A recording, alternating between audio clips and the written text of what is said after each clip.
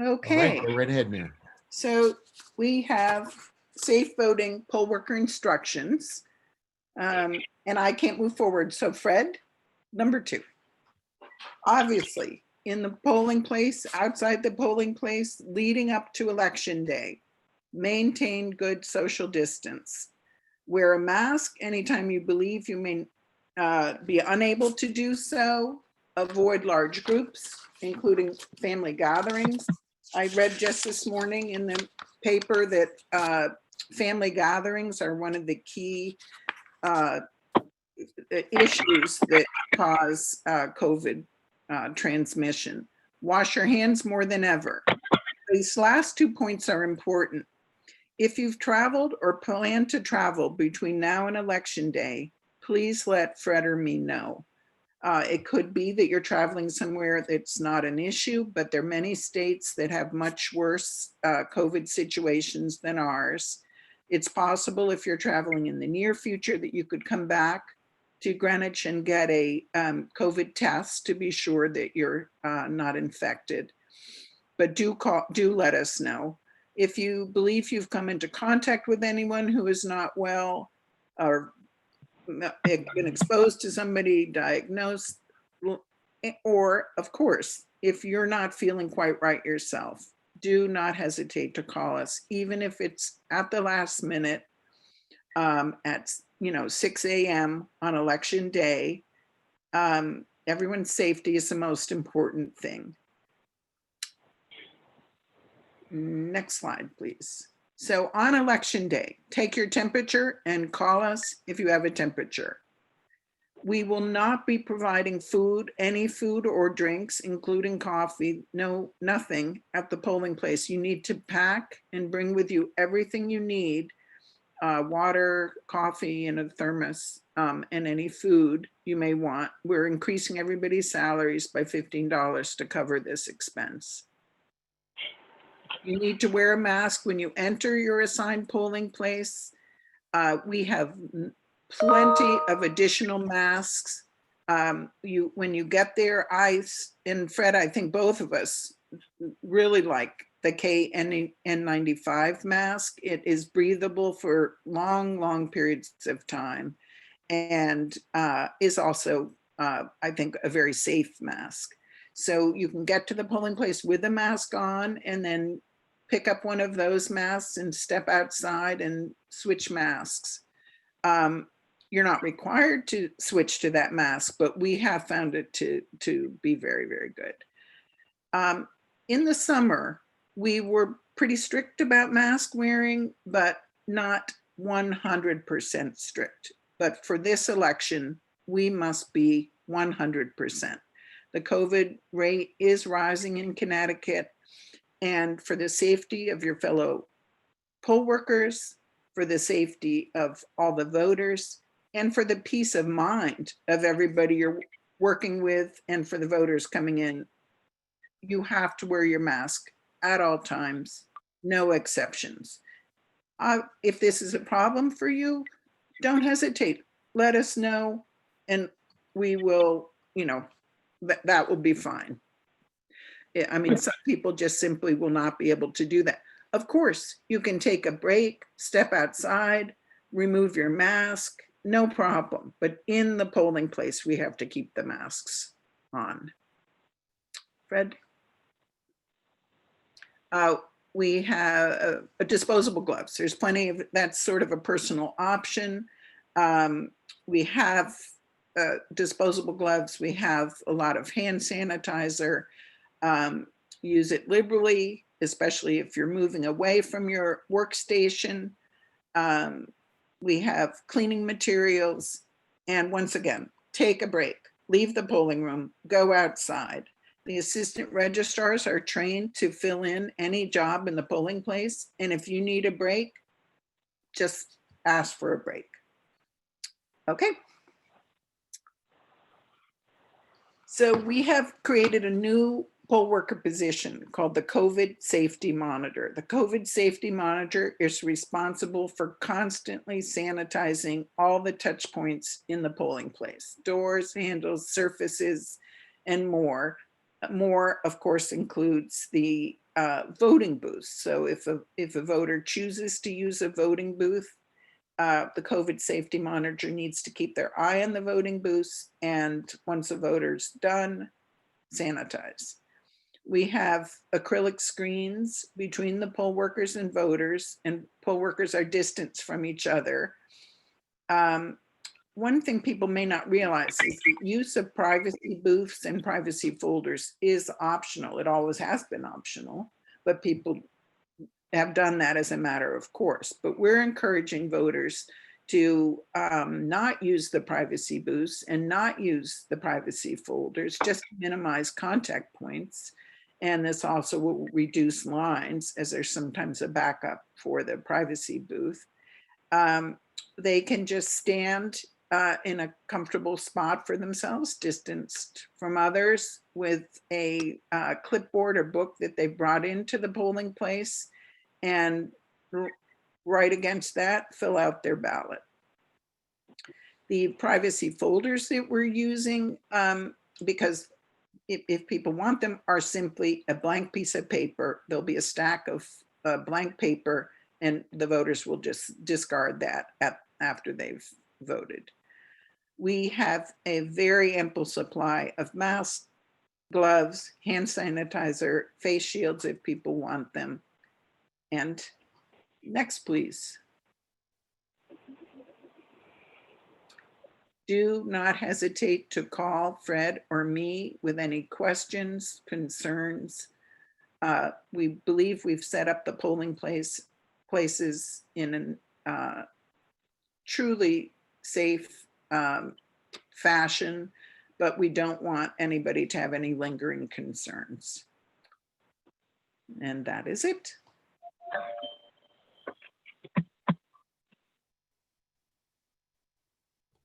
Okay, thank you for that, Mary. I don't need to stop. Yeah, I do need to stop just for a second.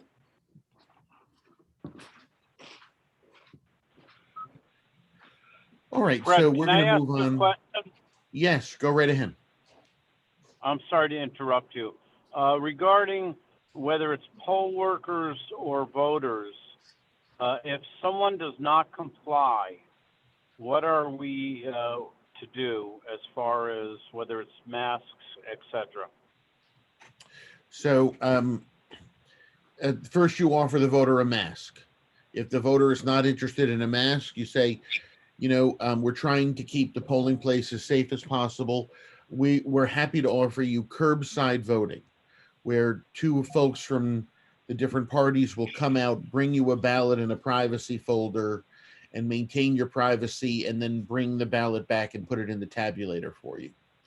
If they also choose not to accept that, you just get them in and out as soon as possible. So don't make those long conversations. Don't make them argumentative conversations. Get the person in and out. Expend as little breath as possible, so to speak, as part of that. Okay? The question also was about fellow poll workers, but we've made very clear that poll workers must be wearing masks at all time. And if a poll worker cannot, they should be taking a break and leaving the polling place. And really, if they know ahead of time that this will not be possible for them, they should contact Fred or me, because for this election, given the health situation, we have to be really strict about it. Okay. Mary, I sent you a text. You have a poll worker having a problem getting on. Oh, thank you. Okay. Yeah, while I do the next part, if you want to. Yeah. Thanks so much. Sure. All right. So mute myself. Mm-hmm. Excuse me, people are sending messages on the questions on the chat. Yes. So let me look at some of those. All right. Well, someone needs to be muted. If you're not muted, please mute yourself, or I'll mute you in a second. Rick, poll worker lists will get sent out in the next couple of days to the moderators and assistant registrars. We're just finalizing things. Dress code. We don't have a dress code. We ask you to, I'm not sure if this is considered a dress code for poll workers or dress code for folks coming into the polls. We will talk about that in the training. You will not have one COVID safety monitor from each party. No, the idea is that there'll be one person who'll clean everything for everyone. We won't know the party affiliation of the COVID safety monitor. All right, so I wanted to, before I get into the regular presentation, I'll start sharing my screen again.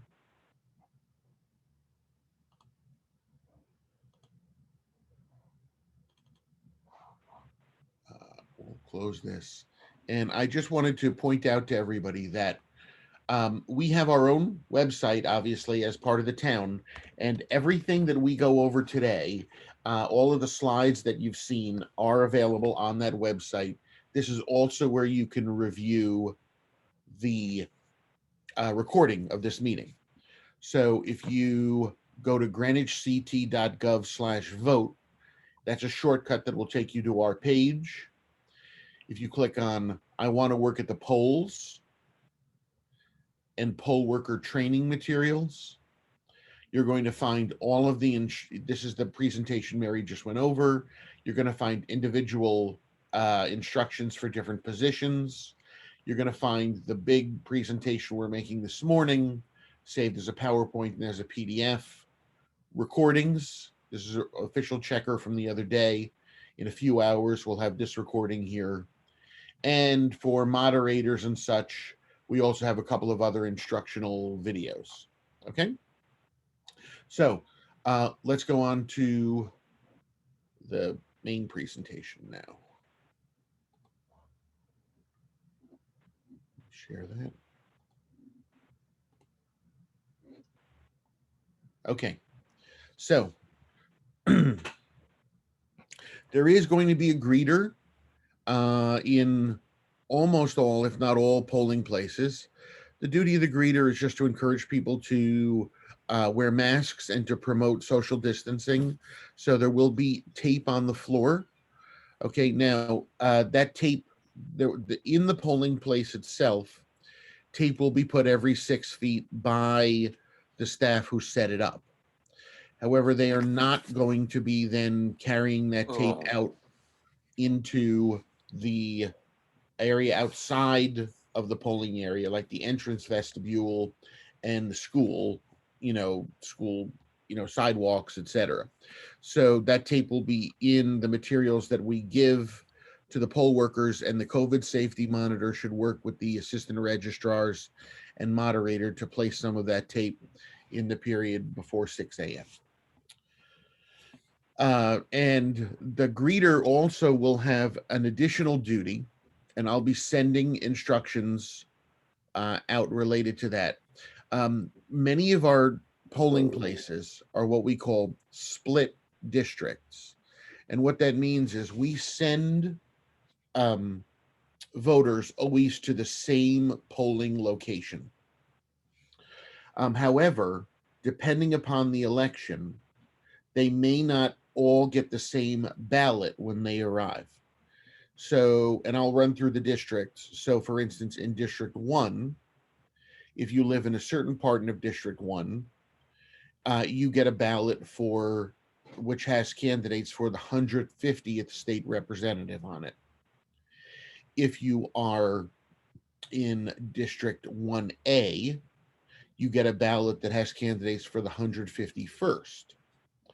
And so all the greeters will be given access, as are the assistant registrars and the moderators, to a tool that they can use on their phone that will allow folks to, you can look up any voter and you can see what district they're in, whether they're in 1 or 1A or 4 or 4A.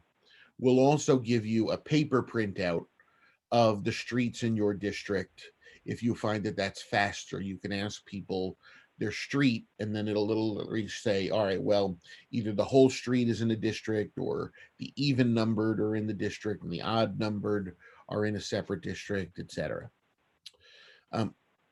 So the districts that are split in the town of Greenwich are District 1, that's Julian Curtis School. District 4, that's New Lebanon. 5, that's Riverside. 6, which is Old Greenwich. 7, which is Greenwich High School. 10, which is Glenville School, but they only have 31 voters in one of their districts, so you're not going to see a lot of people who need to be directed. 11, North Street School. If I did not mention your district, you're not split, and everybody in the district is getting the same ballot. All right. So next position, of course, is the COVID safety monitor. So Mary went over some of those duties in brief. We're going to put together. So, Brett, Yes. I'm sorry to interrupt, but there's lots of people trying to get in, and they've reached 100, and it won't let any people in. This is what people keep saying. There's a maximum on the Zoom call of 100, and people are trying to get in, but they can't get in. You know, that could be the case. We'll have to push people to the recording. Yeah, it's And happening. Lots of people are in chats about it. So. all right, well, if you're in the chat, you're in, right? No, So, I'm in, but other people are not in. We're getting chats all over the place for people calling outside. okay. So the only thing I can tell you is I did not realize that we had the 100 maximum. Those folks will have to listen to the recording because I can't fix that now. So they'll have to listen to it, and obviously we will be sending the recording out to everyone. So if someone's contacting you, let them know that, but they're not putting that specifically in the chat because they can't be there. And no, if you're an ID checker, you do not have to watch the entire 3-hour video. You only need to watch the portion until you're dismissed. Okay. All right. Going through the remaining items we're going to be going over today. We're going to be going through the ID. Oh, excuse me.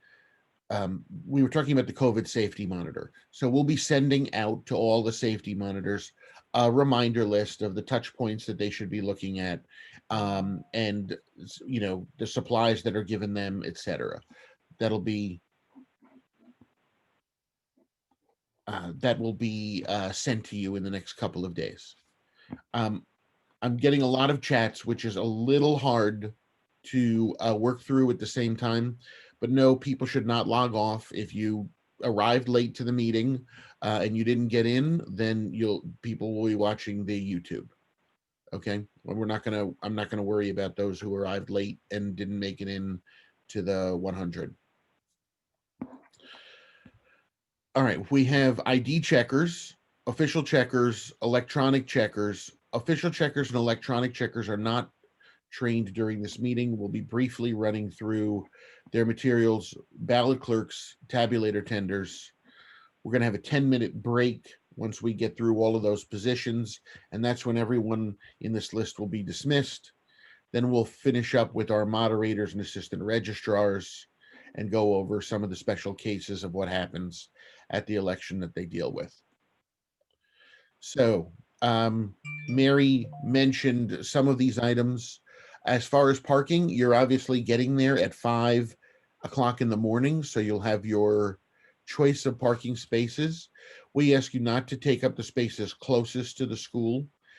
If you are concerned about in the evening that it will be dark, etc., certainly you can at some point during the day move your car a little closer, but do leave the closest choice parking spaces for the voters who are going to be in and out.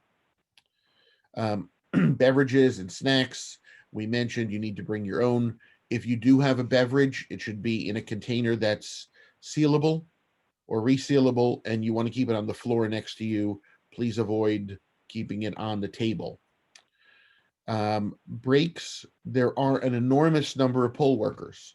So the moderator and assistant registrars will, based upon the number of poll workers in their district, some are larger than others, work out a break schedule with you, especially for meals. If you obviously need a mask break or something like that, you'll let them know. They will come and they will substitute for you at your position. Okay. Books and phones. This is usually Ed, sorry to interrupt. I just want to mention something about somewhat related to breaks, which is several of the positions, the poll worker positions, the poll workers could, I think it would be a great idea to give them the opportunity to change positions during the day. So if you're the greeter, maybe you could be the tabulator tender. This is obviously up to the moderators to consider what would work well for their polling places, but to allow poll workers, certain positions, of course, cannot be exchanged, but some of them can be. And that's anyway, just to mention. Right. So anyone who's attending the first hour and a half of this call is going to be trained on tabulator tender, ballot clerk, ID checker, and greeter. So those positions, you should be able to move them around, especially if your greeters get tired. They're on their feet for the majority of the day. Certainly, it's fair to switch them in and out. Books and phones, in a primary or a slower election, there may be time when someone may sit there for a moment and have a moment to take a look at, get through a few pages in your favorite novel. I think this is going to be a busy day, and I don't think you're going to have that opportunity. But again, if that is the case, the key point is you're serving the voters who are our customers, and whatever you do needs to, you need to make certain that you're doing that. That should be your highest priority. We do understand people text and things like that, but you need to make sure you're not disrupting the flow of the election with that.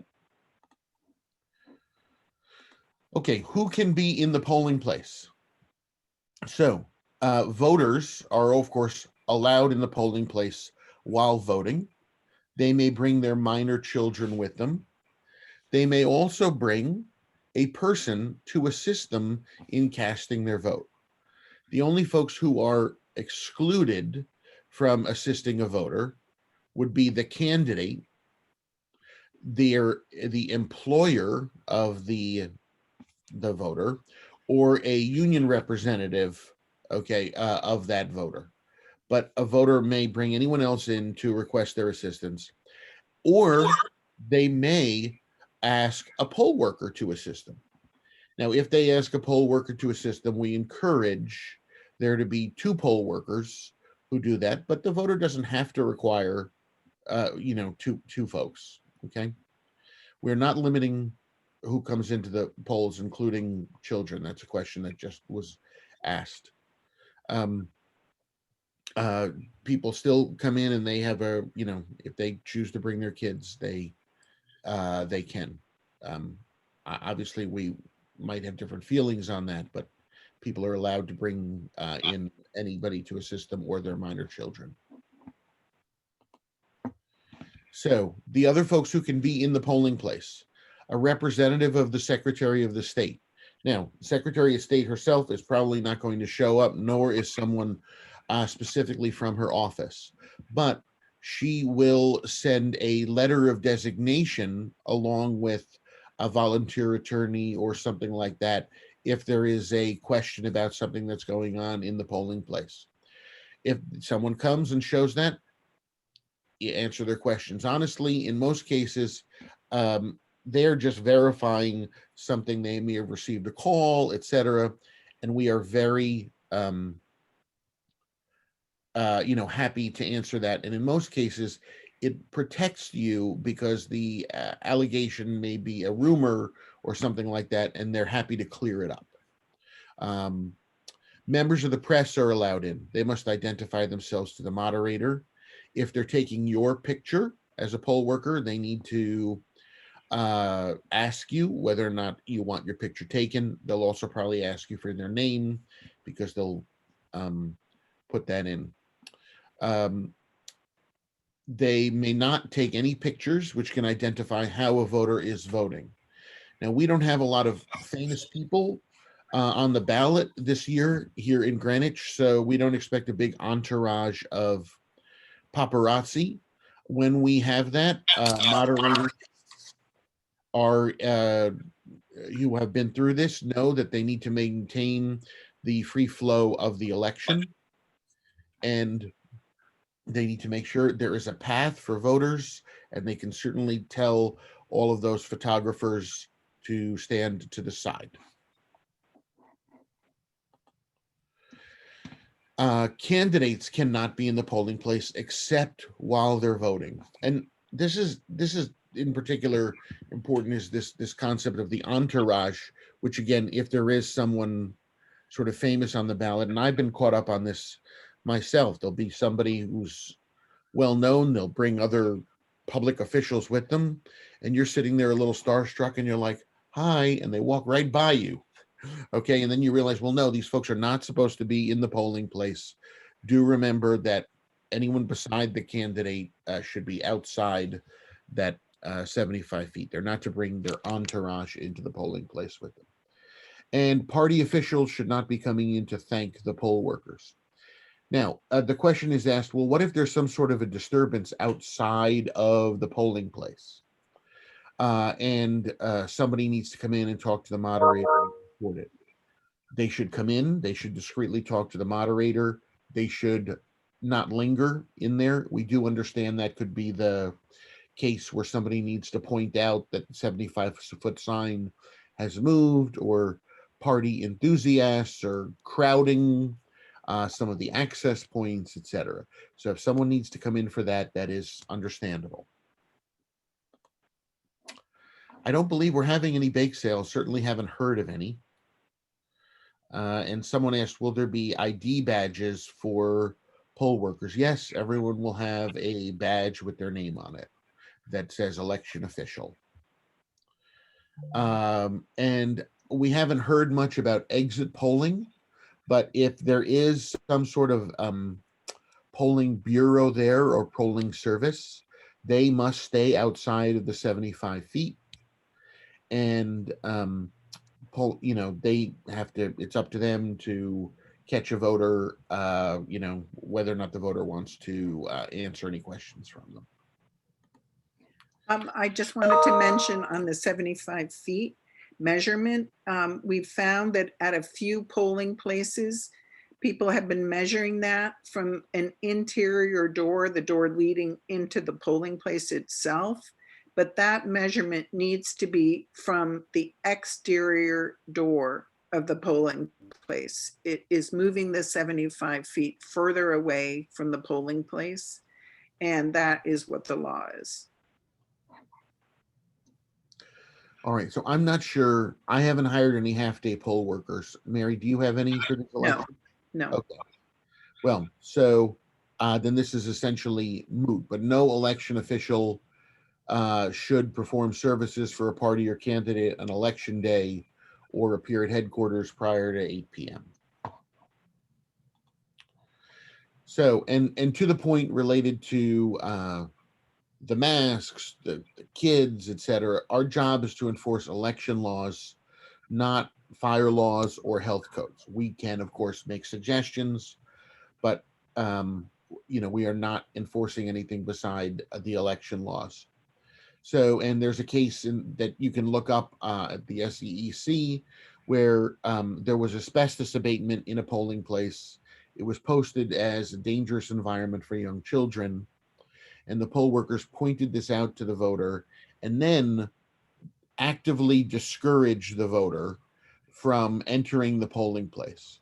The voter was offered curbside voter, and they refused, and eventually the poll workers rolled the tabulator outside the door so the voter could place the ballot in the tabulator. That may seem reasonable, but the State Elections Enforcement Commission found that the poll workers were at fault. You should not be focused on election laws. You excuse me, on anything besides the election laws. And these other issues, you know, if it is an issue such as safety, access, etc., we need to call and get other departments involved. Okay, so if you are an ID checker, okay, you have your job basically at this election is to speed up the line by asking people to get out their ID. Or at that point, if they do not have ID, to refer them to the moderator. Now, typically, okay, an ID checker is sitting right next to the official checker. So we ask them to ask the voter for their, to hold up their ID and to announce their name, their street name, and their address. In this case, you're not sitting right next to the official checker, okay? There's a 6-foot distance between you. So your job is basically to ask the voter if they're, or say, please prepare your ID. And if the voter says, I don't have ID, you would direct them to the moderator, okay? If they ask you what kinds of ID is allowed, there is a document in front of you, laminated, which specifically says the kind of IDs that are acceptable and also points out what a voter is supposed to do in the event they don't have ID. There is no point in you asking the voter for their name and their address because the official checker is not going to be able to hear it. So you're just going to ask them to be prepared to present, direct folks without ID to the moderator, and then when they get to the official checker, they'll announce their name, okay? And we have special language here, okay? So what we say is to speed up the voter check-in process, do you have an ID with you? If someone says no, you direct them to the moderator, they can sign the affidavit, okay? And again, these are examples of the ID. This is not a comprehensive list. The comprehensive list is going to be sitting there on the table for you and shows the choices that a voter has on the left-hand side. A first-time voter does have some additional requirements, okay? The official checker will know if it's a first-time voter because there is an asterisk next to their name. However, there are very few asterisks these days because people register to vote online, and as part of that process, they use their Connecticut driver's license, which automatically gives them their verification. Again, on the no ID question, in most cases, a person can vote even if they do not have ID. Moderators should be the one dealing with this. You, as a poll worker, should not be arguing with the voter related to this. You should be cordial and direct them to the moderator. Okay, certainly you can show them the laminated document in front of you. And the moderator will give them the form or the affidavit. And again, this document is listed on the poll worker page if you want to print out a copy just to make sure that you have it. But we will have laminated cards there with it as well. Okay, we went over the asterisk quickly. Now, in a small number of cases, there are exactly 4 of these in Greenwich, a voter may be part of an official address confidentiality program. That voter will show a card issued from the state of Connecticut that is their acceptable proof of identity. So if you're the ID checker and someone pulls this out, it's totally fine. The official checkers know what to do with it, as do the electronic checkers. And these folks can go in any line in their polling place. They do not need to go to the correct street because they're trying to keep their address private. So their names actually appear in the back of every checker book. Okay. drive-only licenses. I'm sorry, was there a question? Okay, no, all right. So let me just run through.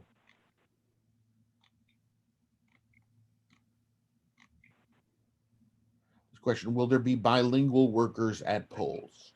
There are, I have hired bilingual workers, yes, at polling places that are known to have a higher Spanish-speaking population.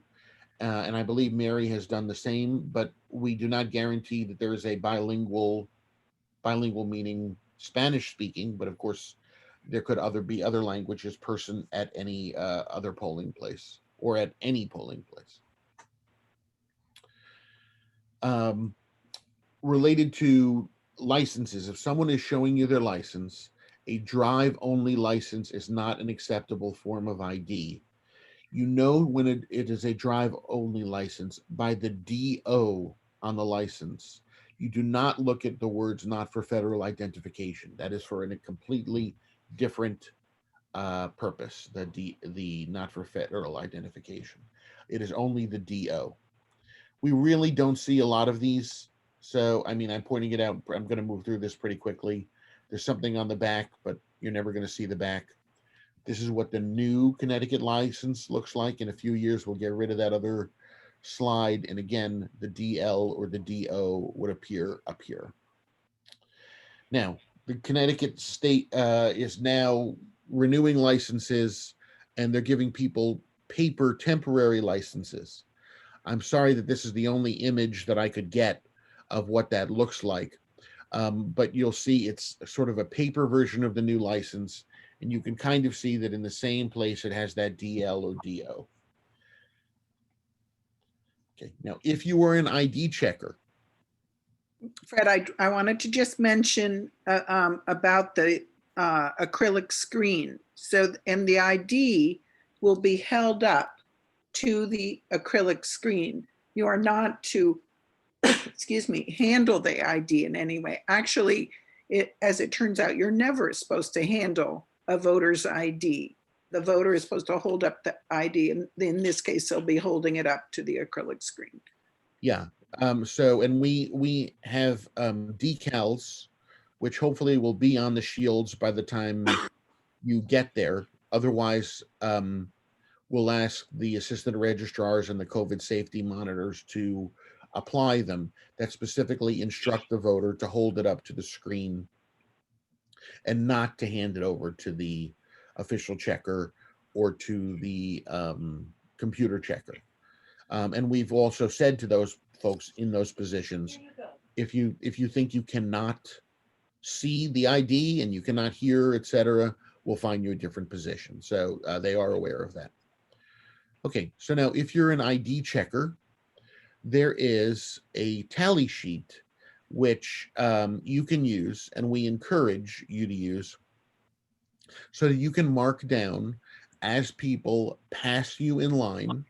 Okay, and the importance of this is we are attempting to track down or track the number of people who have passed through each line, so that we know we're basically have a match between the people who have checked in and the number of ballots. It is important at the end of the evening, when all of the data comes back to town hall, we need to report to the Secretary of State the number of people who have passed through the line and checked in and the number of ballots cast. And ideally, those numbers match. Now, they never actually match 100% because there are 200 poll workers who are, working on this, and there are errors. But we try by having everybody use these tally sheets, et cetera, to keep the mismatches to a minimum. So if you've never used a tally sheet before, basically you make a little mark as the day proceeds in each hour as someone passes by you. Okay, you can total that up by the hour and by the and to date a cumulative running total, as you can see. And the official checker will also have a running total, as will the computer checker. So every hour, the moderator may temporarily stop the line for a minute and ask you how many voters passed in this hour, or how many voters have you had so far? And hopefully those numbers will match. There are some tools for the official checkers and the electronic checkers to help each other if they're missing a name or something like that. But again, it's very helpful if everyone keeps one of those tallies. So your tally sheet is going to be in the back of the checker book. So you'll ask the official checker, they're printed in there, and they know they'll be ripping them out of that book, and they'll give you one, and they'll also have one for the ballot clerks. So we are not training official checkers this morning. They've already been trained separately in a 1-hour class, and they'll have a separate Q&A follow-up next week. And the same thing with unofficial checkers, okay? Unofficial checkers have been trained in a series of in-person classes for new checkers. They have done in-person classes, or they have, if they were veterans, they've done a Zoom class. I'll point it out so that everyone knows, but it's because we want someone to remember that if for some reason the computer goes down, there is a purple highlighter found in every polling place. There's multiples with all of the supplies given, and the paper checker can use that to mark off voters while the computer is down, and then they can go back and review those with the electronic checker once their computer comes back up. That's a rare occasion. It does not happen a lot. No need to worry about it. Okay, so a voter will see the ID checker. They will see the official checker. They'll see the electronic checker. And in the same line, okay, we've actually placed a ballot clerk in the same line with all of those folks. So it's going to be a row of 4 tables, one after the other. So, so a ballot clerk will have their own table. It will have a sample ballot on it, and it will have ballot instructions on how to fill out a ballot. Those instructions are also on the back of every ballot. Okay. In the morning, you're going to get a package of ballots from the moderator, and you're going to inspect those ballots to make sure there are no printing errors, and you're going to count to make sure there's roughly 100 in your packet. Okay. We did find in the at an early election this year, and again at the primary, that there were reports that there were a few ballots stuck together, and so there were more than 100 in a package. Now you will see when we move a little further on that you're not actually asked how many ballots were in each package, because we know that there are printer errors, so the state does not ask us that question. The key point in this election, okay, is that you want to make sure that you have the correct ballots for the line that you are sitting in.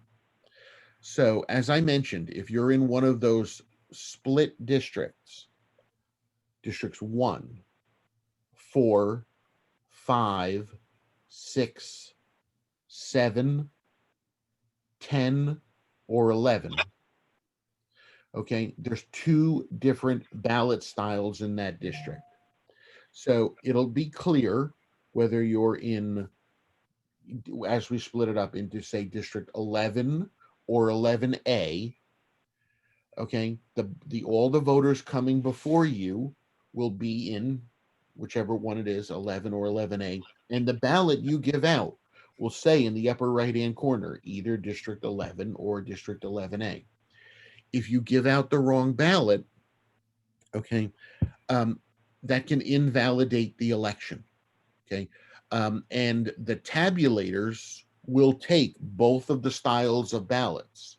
So it's important that you are the final check, okay, making sure that you give out the correct ballot. And again, if the wrong ballot is given out and an election is close, we might have to rerun the entire election for that position. And to give you an example, in the 150th state representative district, that would be 6 of our polling places. We would have to rerun it. It would literally be half of the town. So as a ballot clerk, please make certain that your ballot shows the correct district number for the district you're in. Now, further adding to the fun of this election, you're going to get 2 different styles and colors of ballots for each of those lines. Because we did not know how many voters were going to be voting by absentee ballot, we ordered lots and lots of absentee ballots. Okay. All of those unused absentee ballots are being brought to the polls and can also be used at the polling place when you run out of regular poll ballots. Okay. So you'll start off the day by giving out white ballots, which are designed specifically for the polling place. When you run out of those, and you probably will, you'll start giving out yellow ballots. They are exactly the same. The tabulators are programmed to take them. They're just a way in which we could minimize the number of ballots that had to be ordered and avoid waste, because it was very hard to determine how many ballots to order for each type for this election. Any questions related to that? So someone asks, does that mean if a people mistakenly try to turn in their mail-in ballot at a polling place, they can? No. There are 2 signs that are going to be outside every polling place that specifically say to folks, do not bring your absentee ballot inside.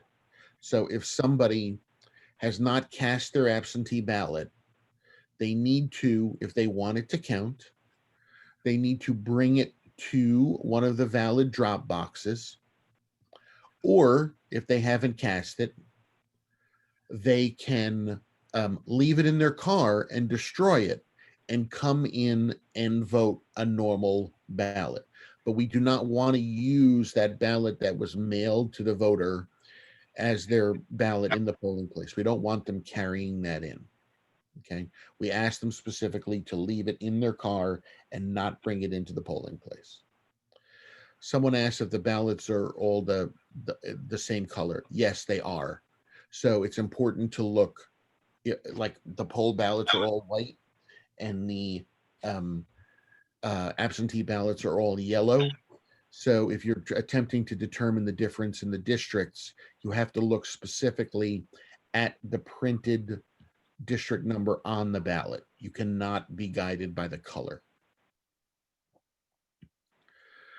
All right, so in addition to giving out the ballot, okay, we also ask the ballot clerks to use a tally sheet, so we know how many ballots they have given out during the day, and that helps since you're going to be in a specific line.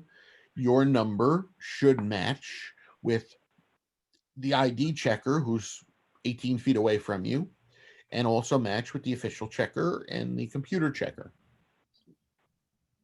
ID checkers are not done. ID checkers should stay. There's a question being asked because you're cross-trained in all of the other positions. So we want you to understand what the tabulator tender and the ballot clerks do, and everyone will be dismissed at the same time at a little after 10. Okay. So ballot clerks, same thing. Make your notations during the day. You'll notice you have an additional column for spoiled ballots. And I think we also have one for abandoned ballots, which are also tracked. And we're going to review what those are in a moment. Okay. Now, one of the key things when you're a ballot clerk is hopefully it'll be a nice sunny day, just like we had in August, etc. However, Sometimes we get a rainy day.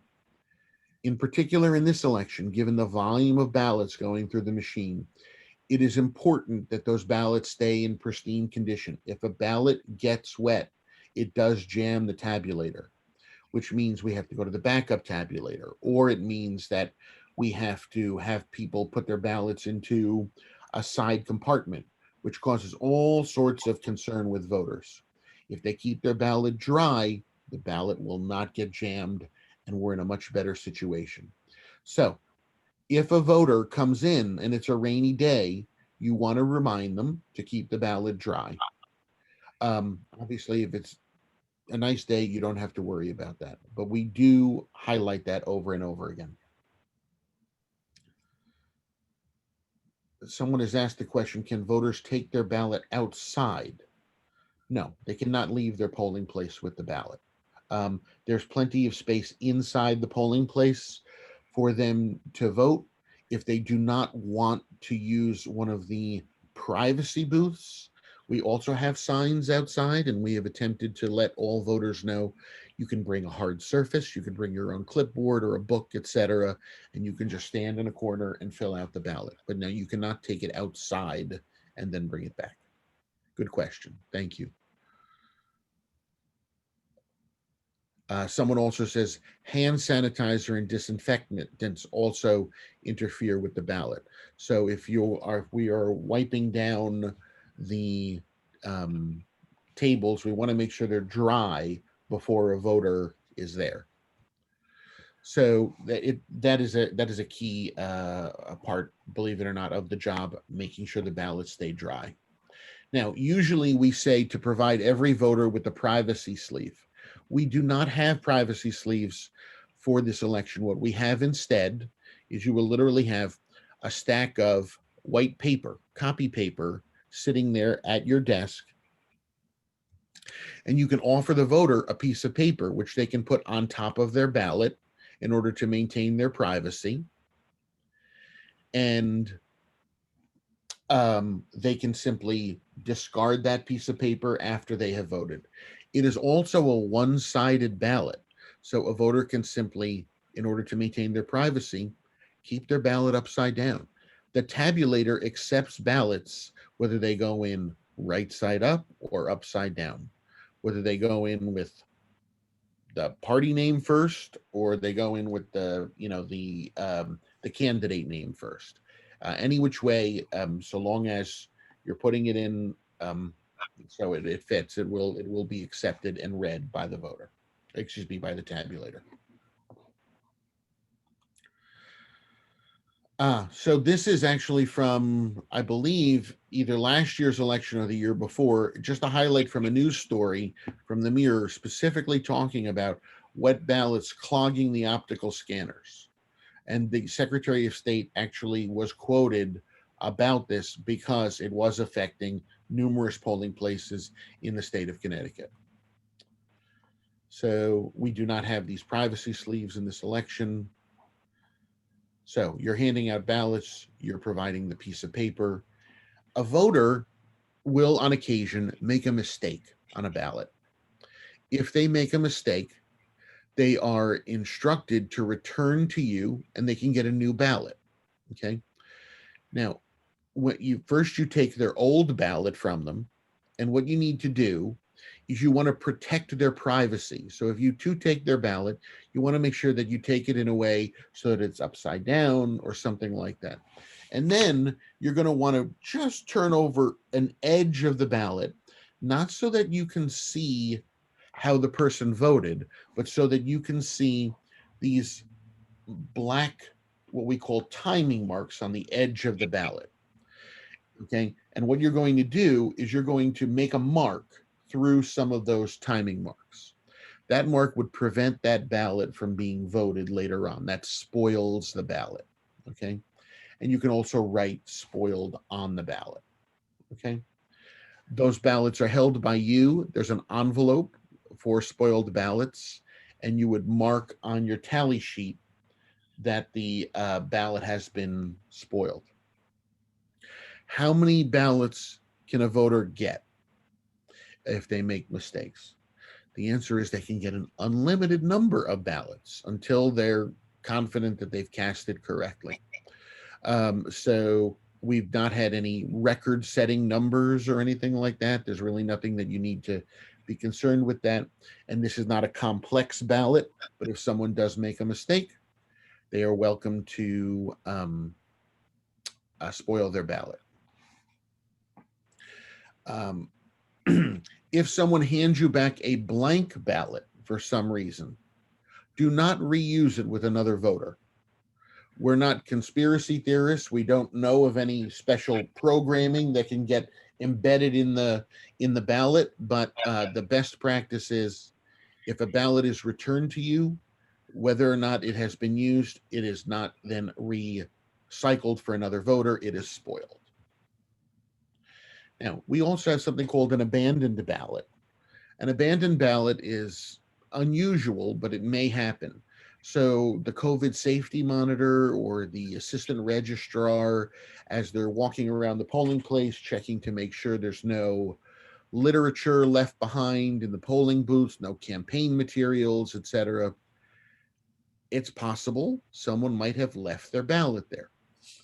And this used to happen more frequently because when we first started using ballots, these privacy booths have this strange little, almost like a cubby that you can lift up. And every once in a while, someone would lift this up and put their ballot there and think that their ballot was being read somehow in this location. Most voters do not do that anymore. But if a ballot is found at one of these privacy booths, it is considered abandoned. The only time you can count a ballot, okay, that is not with a voter is if the voter accidentally leaves the ballot on top of the tabulator and does not push it in. That is a situation where the tabulator tender, we'll talk about this, can call over the moderator, point out that this has happened, and they can push the ballot into the tabulator. But otherwise, if a ballot is found anywhere else in the polling place, okay, and it's not in the possession of its rightful voter, it is considered abandoned.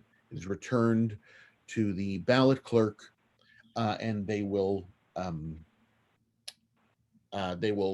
mark on the timing marks and make a notation on their tally sheet. Again, you mark, you write abandoned, and you're good to go.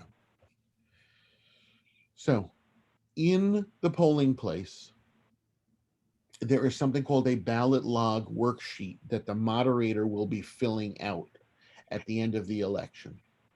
And part of the numbers on that will be pre-filled from earlier in the day, such as the number of ballot packages in the sealed black bags.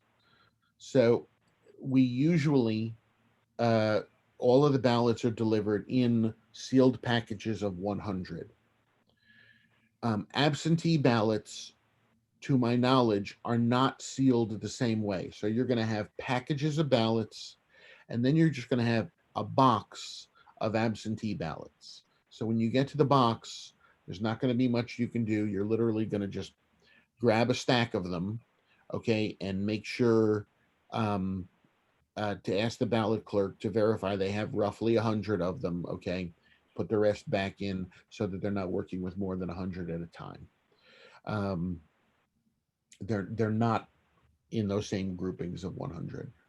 But so the ballot, this document is filled out by the moderator, but they will work with the ballot clerks to track as they open packages, how many packages they've opened, okay? How many packages remain unopened, okay? And then at the end of the night, how many loose ballots remain at the close of the polls, okay? So now, since there's going to be 2 ballot clerks, or sometimes 3, okay, each working in their own lines, per district, these numbers are going to have to be collected from all of those lines and then combined together in order to complete these sheets. So that's why it's important that each ballot clerk maintain a tally sheet that has this data on it. Okay. The ballot clerks will sign at the end, and that'll come back to us at the polling location, at the headquarters, in the moderator return at the end of the evening.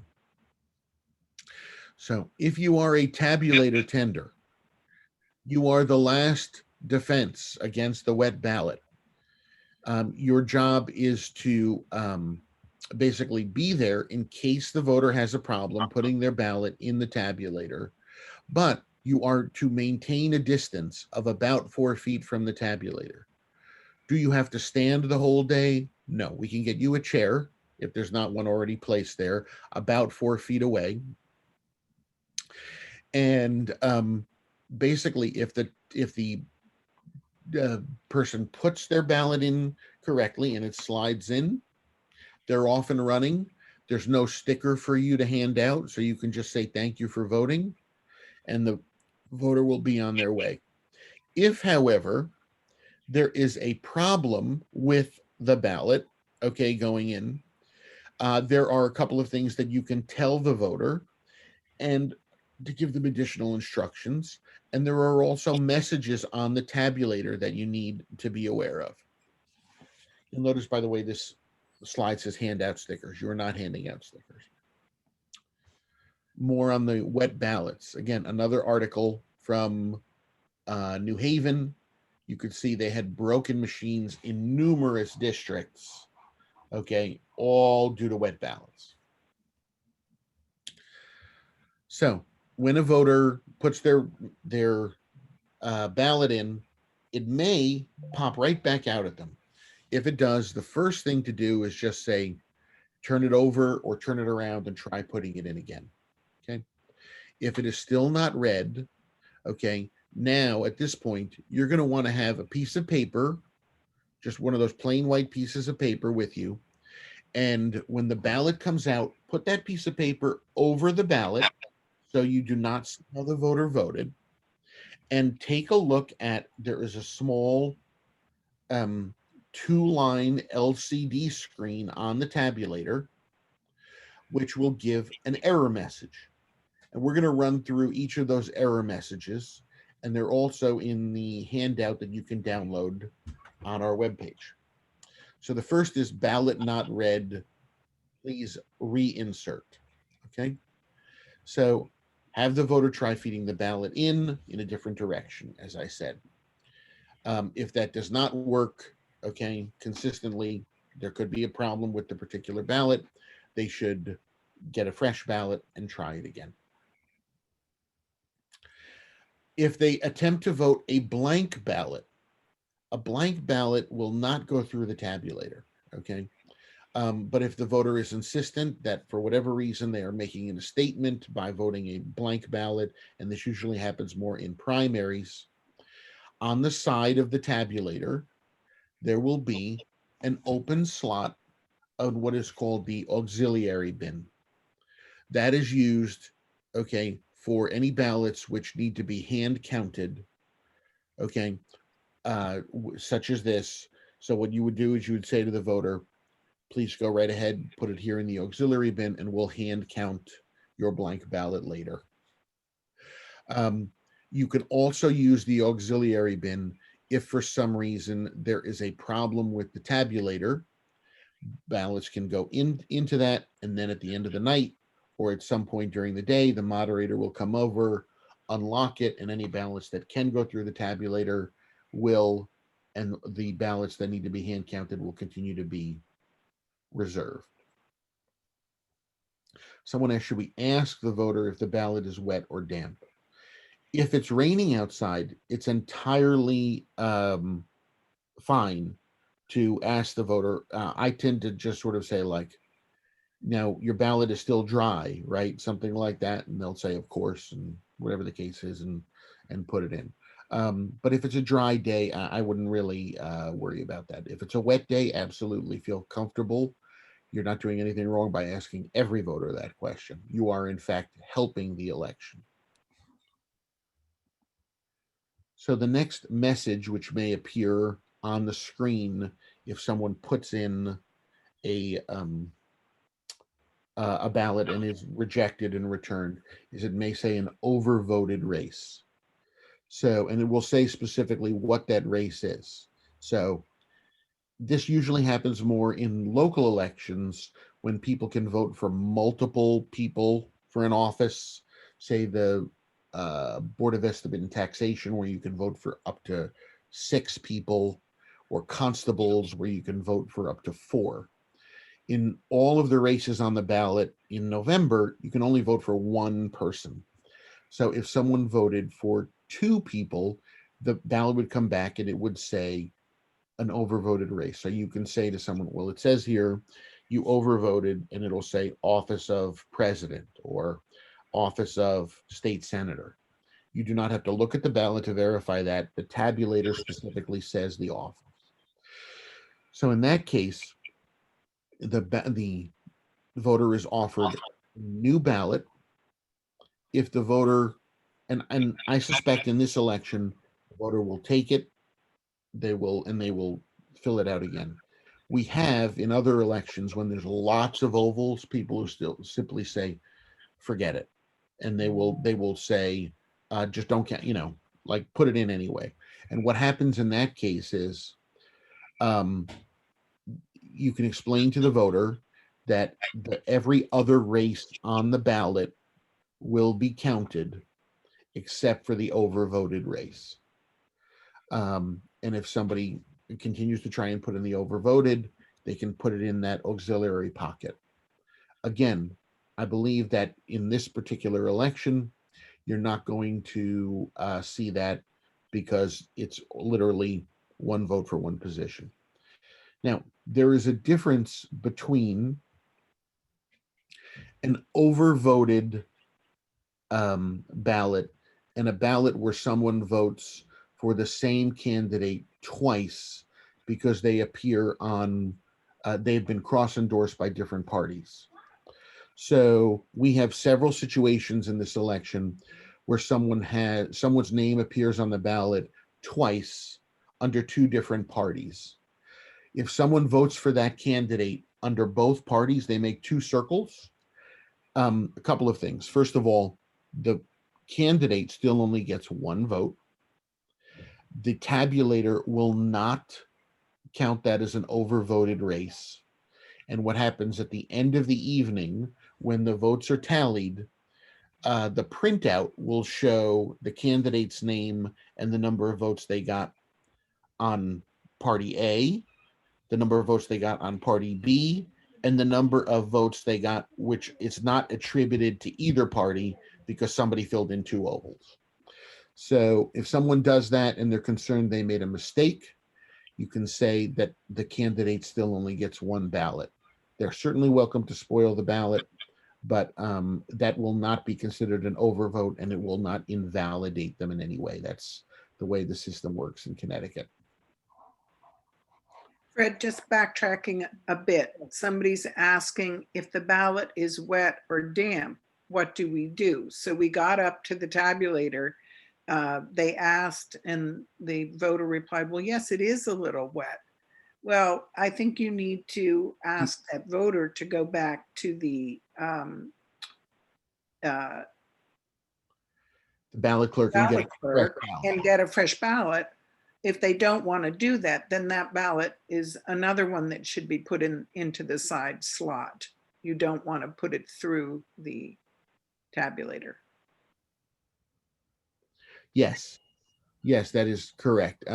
If someone admits their ballot is wet, you can, again, auxiliary slot, or you could say, wet ballots, jam the machine. Can we ask you to vote a fresh ballot, or can we put it in here so it can dry and it'll be hand counted later?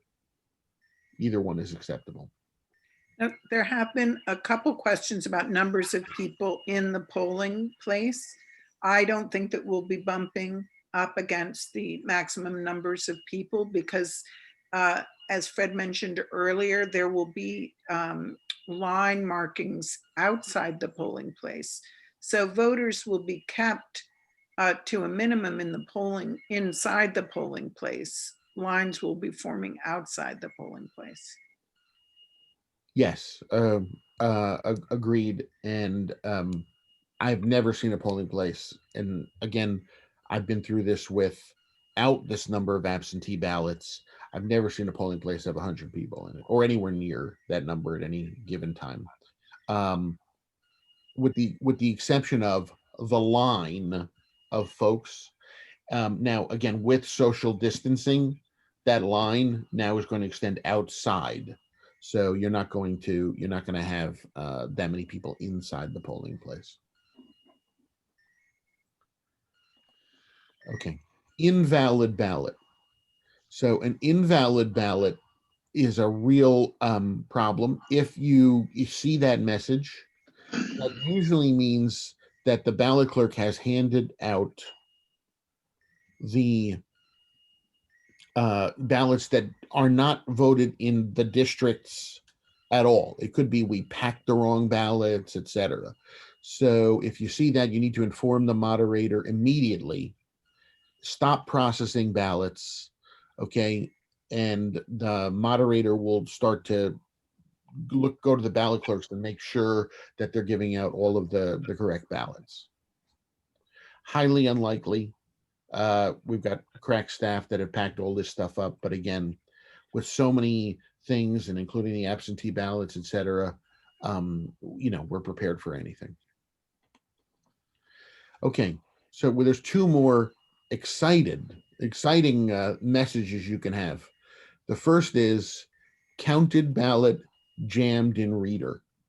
So if you see that message, you call the moderator. The moderator has keys to the tabulator, and they will gently slide the tabulator out of the black box, and the ballot will be jammed in the back of the tabulator, and they'll just pull it out a little bit, and it will fall into the black holding bin for counted ballots. No harm, no foul. Not a problem. The next message, however, a returned ballot jammed in reader, that's a little more nerve-wracking for the moderator, okay? Because this means that the ballot is still hanging there precipitously, okay, but it has not been counted. So the moderator has to be very careful when they pull the tabulator out, separated from the black bin, okay? That ballot does not fall into the ballot bin, because the ballots do not beautifully stack like a can of Pringles. Okay, they are all over in there, and you will not have any idea which ballot that was. Now, the good news is when they're jammed, okay, they're not, it's not like something out of an action adventure movie with that last thread of the rope, etc. They're in there pretty good, so they don't usually fall in. Okay. In either case, the moderator, of course, just reassembles the tabulator and instructs the voter to reinsert the ballot. If it gets jammed again, please ask them to get a new ballot or tell them to put it in the side pocket, and it'll be hand counted later on. So I mentioned abandoned ballots, what we call fleeing voters, earlier. If a ballot is left in a privacy booth, it is abandoned. If the voter puts it on top of the tabulator and leaves, and they don't realize that it wasn't accepted or whatever, that is the only case in where the moderator can push that ballot in when the tabulator tender alerts them to the issue. Okay. Fred, I have a question. You mentioned earlier that absentee ballots filled out at home should not be brought into the polling place and used. The absentee ballot that you get in the mail is folded. The I know as a tabulator, you'd be able to see the fold. But if you're handing out absentee ballots in the room, if you've run out of the regular ones, are they going to be folded or unfolded? And what do you do to check that? You maintain checking the seals and and it is important that the chain of custody, okay, is such that those ballots only travel from the sealed ballot bags and the locked blue bin to the ballot clerks. If there's a ballot that's spotted anywhere else in the place when someone walks in, that is of concern. And again, that's why we've got signage outside. We'll have greeters there. Okay. And, you know, we're going to do the best we can, quite frankly, related to Yeah. that. So Now, if there are ballots given out at the polling place by the those people, the ballot people, they will not be folded? So, they will be creased, but they will be flattened. Okay, Okay, so they do have creases, so you will, when you look at them, you know, they're not perfectly smooth like the regular white poll ballot. all right. Hmm. So Okay. yeah, so we're being asked, and again, this is the time for questions before we dismiss you. We're also being asked about the dress code. So for a poll worker, the dress code is simply casual and comfortable.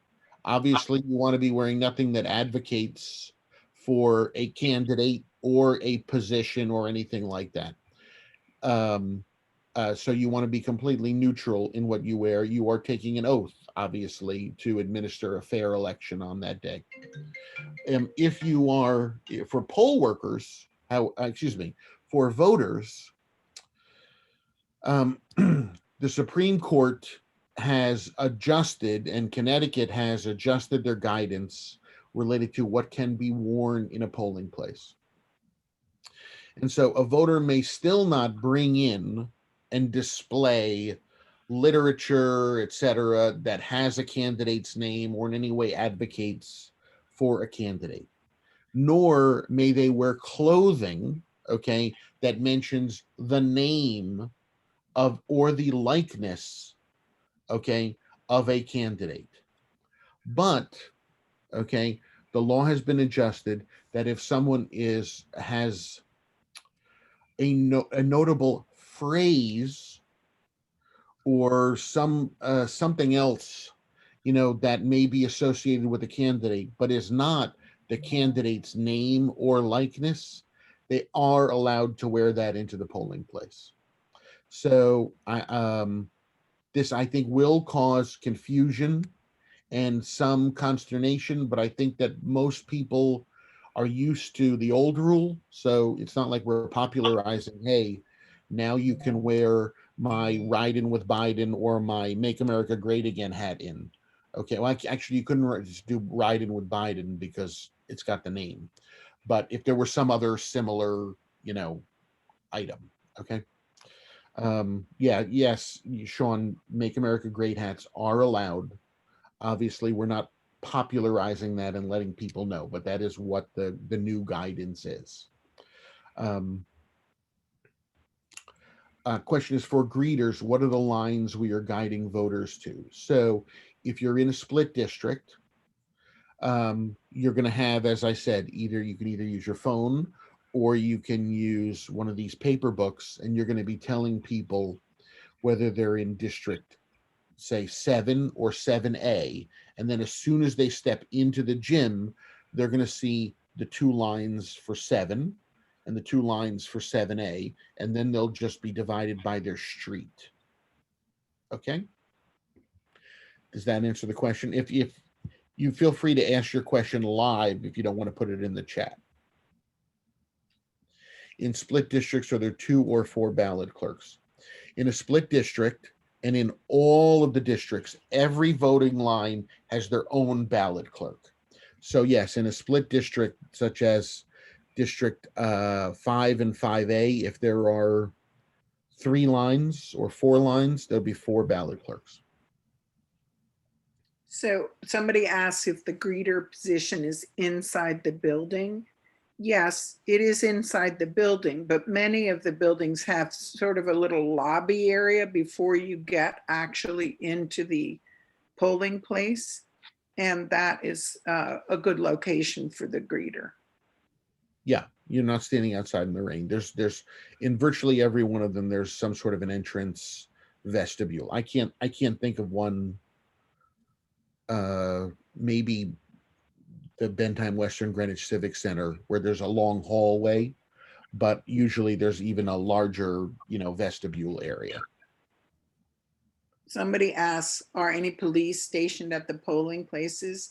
There will not be police stationed at the polling places. So, yeah, there's a bunch of questions coming in, and just scrolling back up to make sure. If you are working at your assigned polling place, yes, you can vote there, and you can vote during any one of your breaks. So anytime between 6 a.m. and 8 p.m. If you are not working at your polling place, you need to vote by absentee ballot. If you have not yet applied for a ballot, the town clerk's office is open without appointment from 8 a.m. to 1 p.m. every day. You can stop in. I believe they're also going to be open next Saturday. Okay. And you could literally bring your application or fill out an application there, and they'll give you a ballot. I would not wait till next Saturday. It's probably going to be jam-packed in there.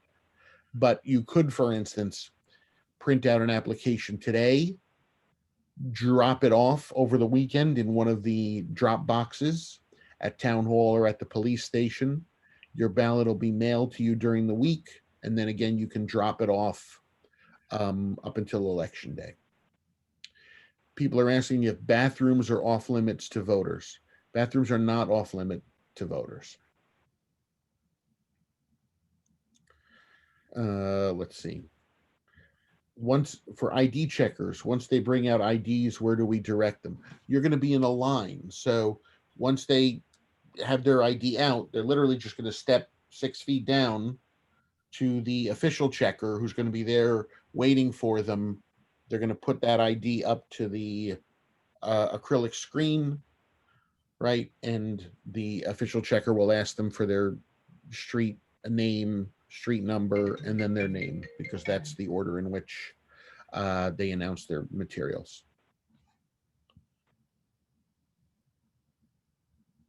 If someone is wearing a Trump or Biden t-shirt, they cannot come into the polling station. That is correct, because that has the name or likeness of the candidate. So they cannot, you can ask them to turn it inside out. Okay. You can ask them to cover it. Okay. You can ask somebody with literature to put it in their purse or their pocket, but no, they can't be wandering around related to that. And as is pointed out here, poll workers, obviously, while we cannot control the voters, we can control the poll workers. You should not be wearing anything that contradicts your oath to remain impartial. And we have that pointed out by a couple of folks here. So does that mean that you are taking back the statement that a poll worker should not wear a Make America Great Again hat all day long? I never said a poll worker should wear that. I said it could wear that, not should wear that, could wear that. No, our view is that poll workers cannot wear any clothing that advocates in any way for any position or candidate. And that definitely includes Make America Great hats. Those are not allowed for poll workers. Your job is to present the most impartial position that you can.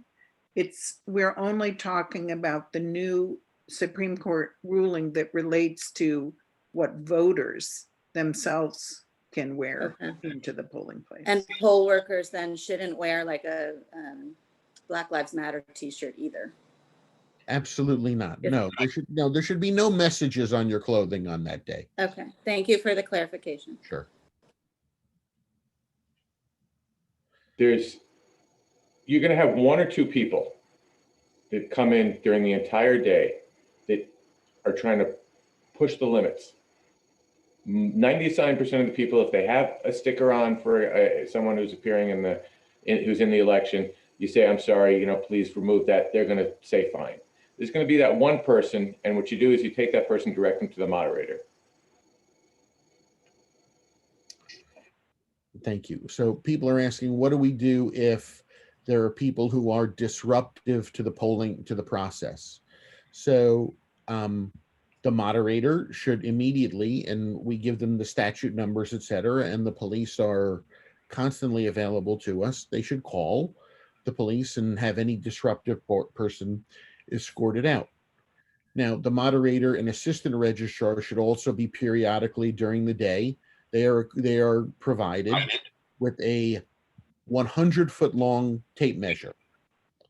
There are signs at the 75-foot mark, okay, by law, which indicate that there is no politicking and no one should be inside of that line. That's just like the inside of the polling place. Okay, you should not be inside of that line except when you're casting your vote.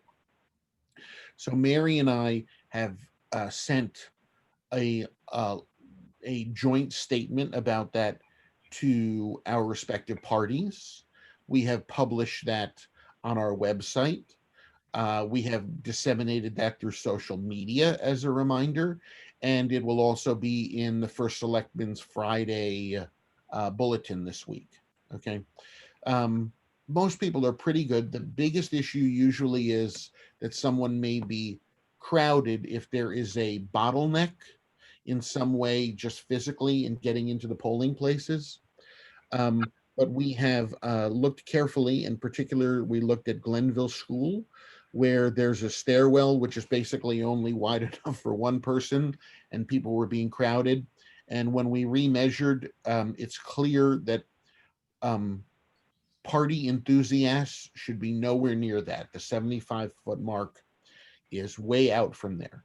And we've also added additional 75-foot markers, so there's more than two in the radius. Related to bilingual poll workers, they will not have any special identifier. If you speak an additional language, notify the moderator, and so they'll know that you're available.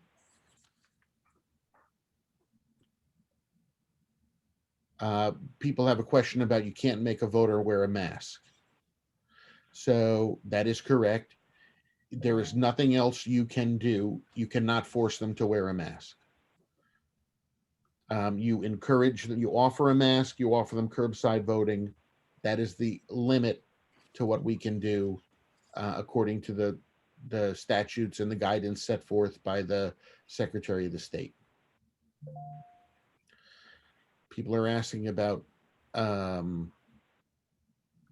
sustenance. We went over that. Bring everything that you need so that you are not going to be hungry on election day. I also personally, unless you know ahead of time, you've called your moderator, etc., that they may be working on something with ordering pizza, etc., do not be sitting there trying to order from Uber Eats as individuals, etc. You do not have time to step away, order, and then sit there and wait for something like that. Just bring what you need, please. Okay. It's one day. We're telling you in advance, what you need to bring. Please be smart about it. Curbside voting. So curbside voting, we usually talk about that with the moderators and assistant registrars, but we'll go over it quickly since it is COVID related. Any voter besides the COVID issue who has a temporary infirmity, such as they have recently broken their leg, okay, something like that, may request curbside voting. So what usually happens in that case is the voter has a friend who has driven them there, okay, and that person comes in and says, my friend John is in the car and he can't come in. He's got a broken leg. He requests curbside voting. So two folks of opposite parties, and when I say opposite parties, I really mean you were hired by either one person was hired by Mary, one person was hired by me. will go out to the car. They will bring with them a ballot, okay, and a privacy document and a pen. They will check the voter's ID. Okay, they can leave the ballot with the voter, but someone needs to go in and double check to make sure that the voter is has not voted, okay, and is on the list, and then they can come back and retrieve all the ballot and vote it for the voter while maintaining the voter's privacy. And obviously, they need to make sure that the voter is checked off in the right checker book. So it is not drive-through voting, okay? So really, we see one or two of these typically in an election. And now we don't deny people, but if you are a veteran moderator, and you'll experience this, that you have someone who's coming up election after election, okay, you're requesting curbside voting, they clearly don't have a temporary infirmity. And so please let us know, and we are kind, but we do explain what curbside voting is for to those folks, and we get them either on the permanent absentee ballot list, or we just explain to them how to request absentee ballots. Fred, during the primary, you folks had pencils that you gave out, and then you told the people to keep them or throw them away. Are you doing that the same thing, or are you going to have pens? We have ballpoint pens. We have 20,000 pens. Plus, we are encouraging people to bring their own pens. Okay. So if a voter takes the pen, that's fine. If they do not take the pen, there is a box that'll be near the tabulator for pens, which could then be resanitized by the COVID safety monitor. They can wipe them down, et cetera, and we can reuse them.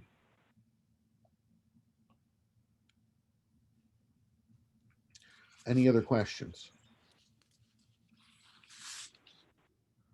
So if there are no other questions, we will dismiss the COVID safety monitors, the greeters, the ballot clerks, the ID checkers, and the tabulator tenders. Can a voter show up on election day and request an absentee ballot? No.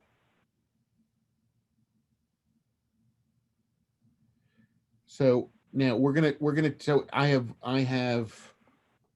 10:40 as the time. We're going to reconvene at 10:50, okay, and run through the remainder of the material for moderators and assistant registrars. I am happy to take questions during that next 10 minutes, but if there are also no questions, people can use that time for their break. So I saw a question zooming by saying, Fred, where are the quiz questions? Oh, no, darn it. Well, I guess once again, people get a pass. Yes. There are no quiz questions. Yes. I had some good ones too. Okay. Karen. How about what's Fred's daughter's birthday? I do have a daughter, but this was the first quiz question, but we're not going to do it. So this is part of a series of digital I voted stickers, which the state of Connecticut issued. And so this is just one particular sticker.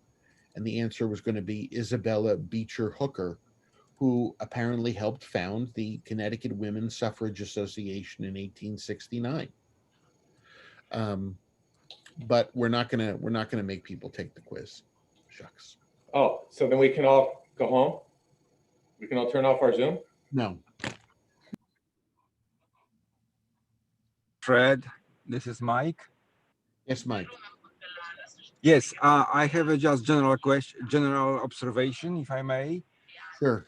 Share with all of us. I was doing this every election for the last 7-8 years, and what I noticed, and I think this is important for all of us, to all our poll workers to wear appropriate clothing. I'm saying after the primary, when I did have people with flip-flops, sandals, shorts, t-shirts. I don't think it's a, we have to be appropriate up to the situation. Just my 2 cents.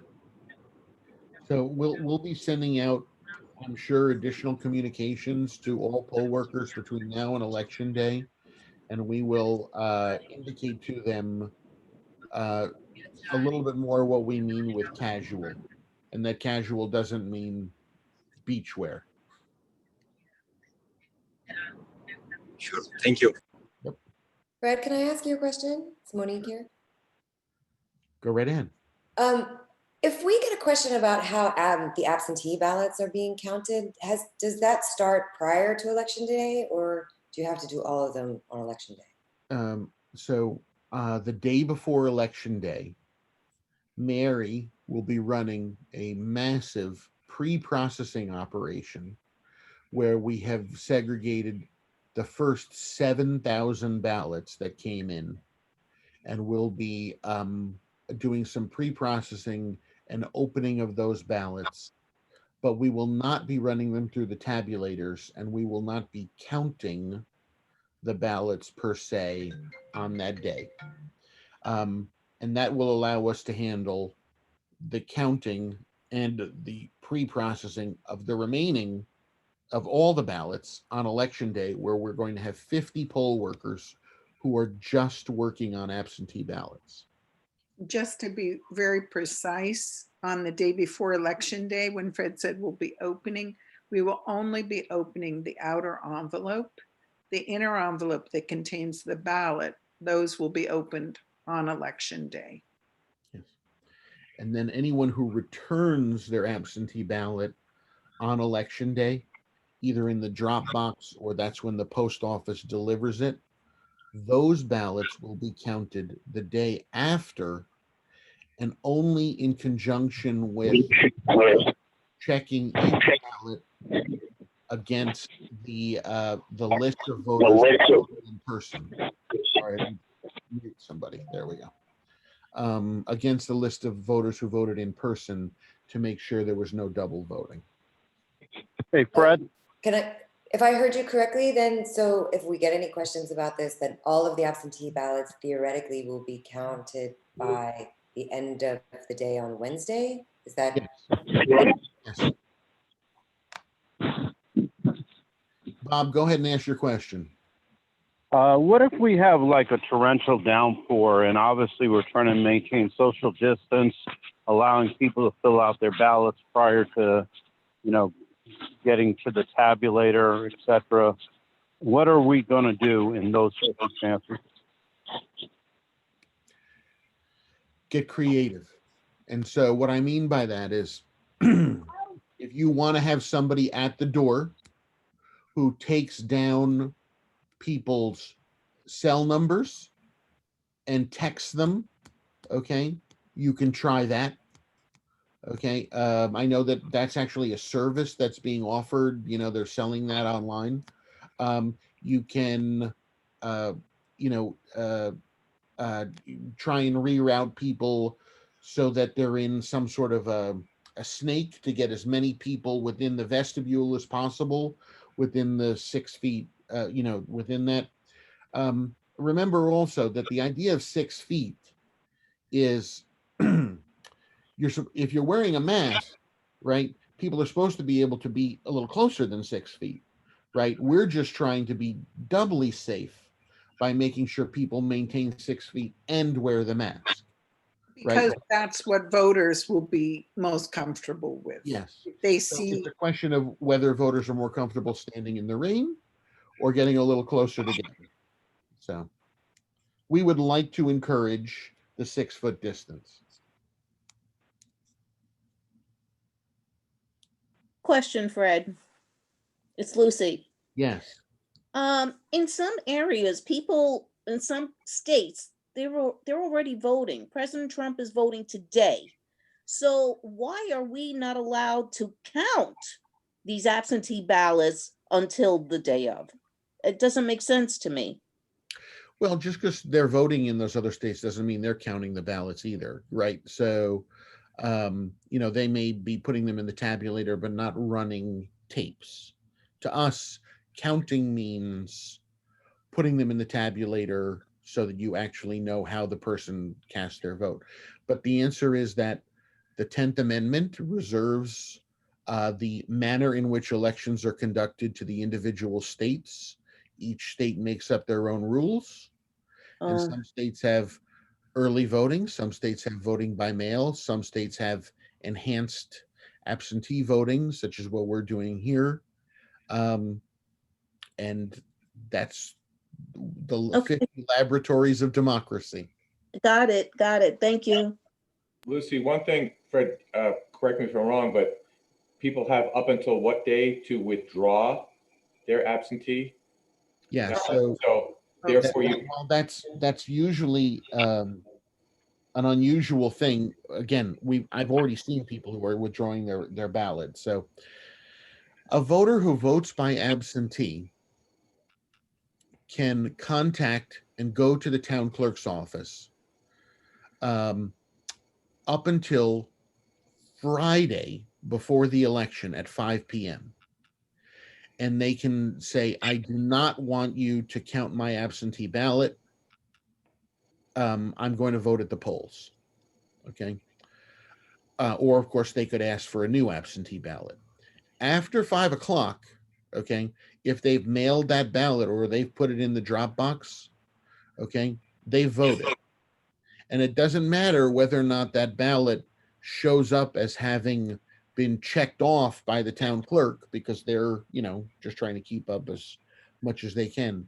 If you've dropped it in the mailbox or you've dropped it in the ballot box, drop boxes, you have voted. Okay. So it's 10:49. I'm going to take a 1 minute, 60-second break, and then we'll start again in 60 seconds.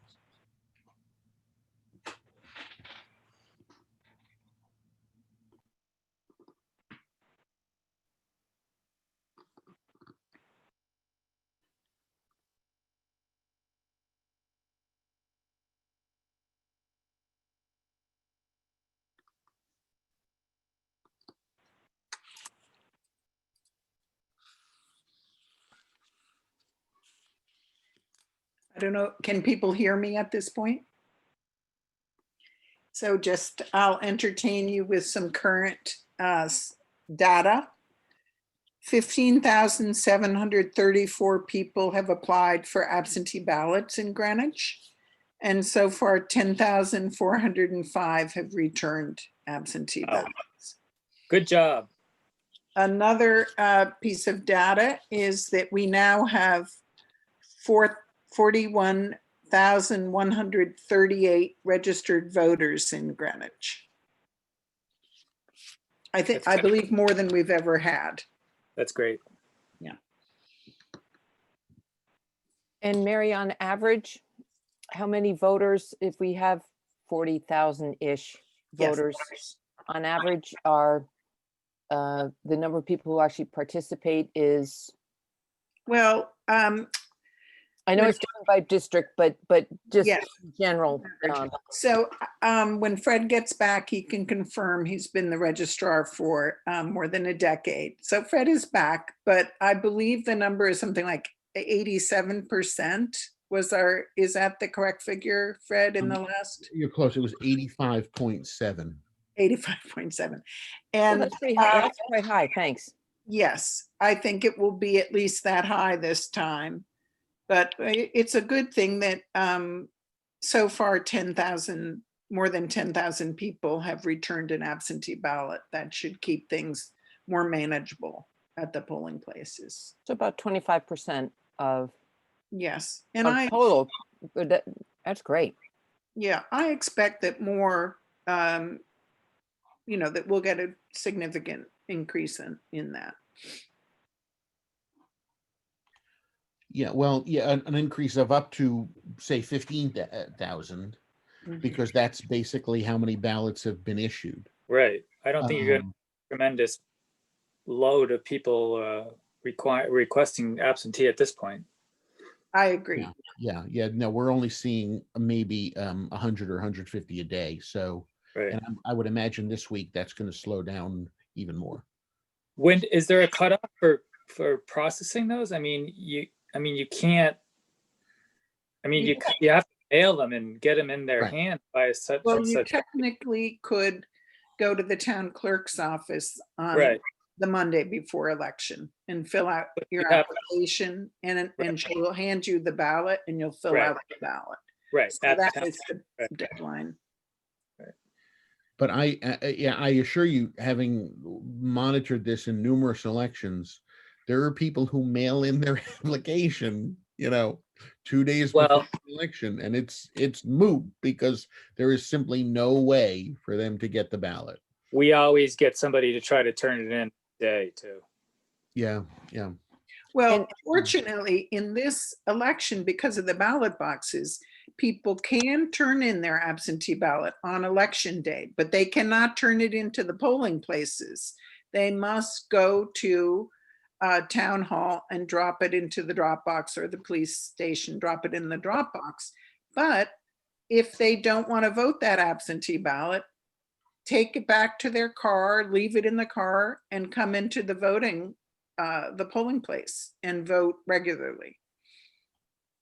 Well, I didn't think you could. I thought you had till Friday to withdraw your. That is, you are withdrawing a ballot that you have voted, meaning you either put it in the mail or put it into the drop box or handed it over to the town clerk.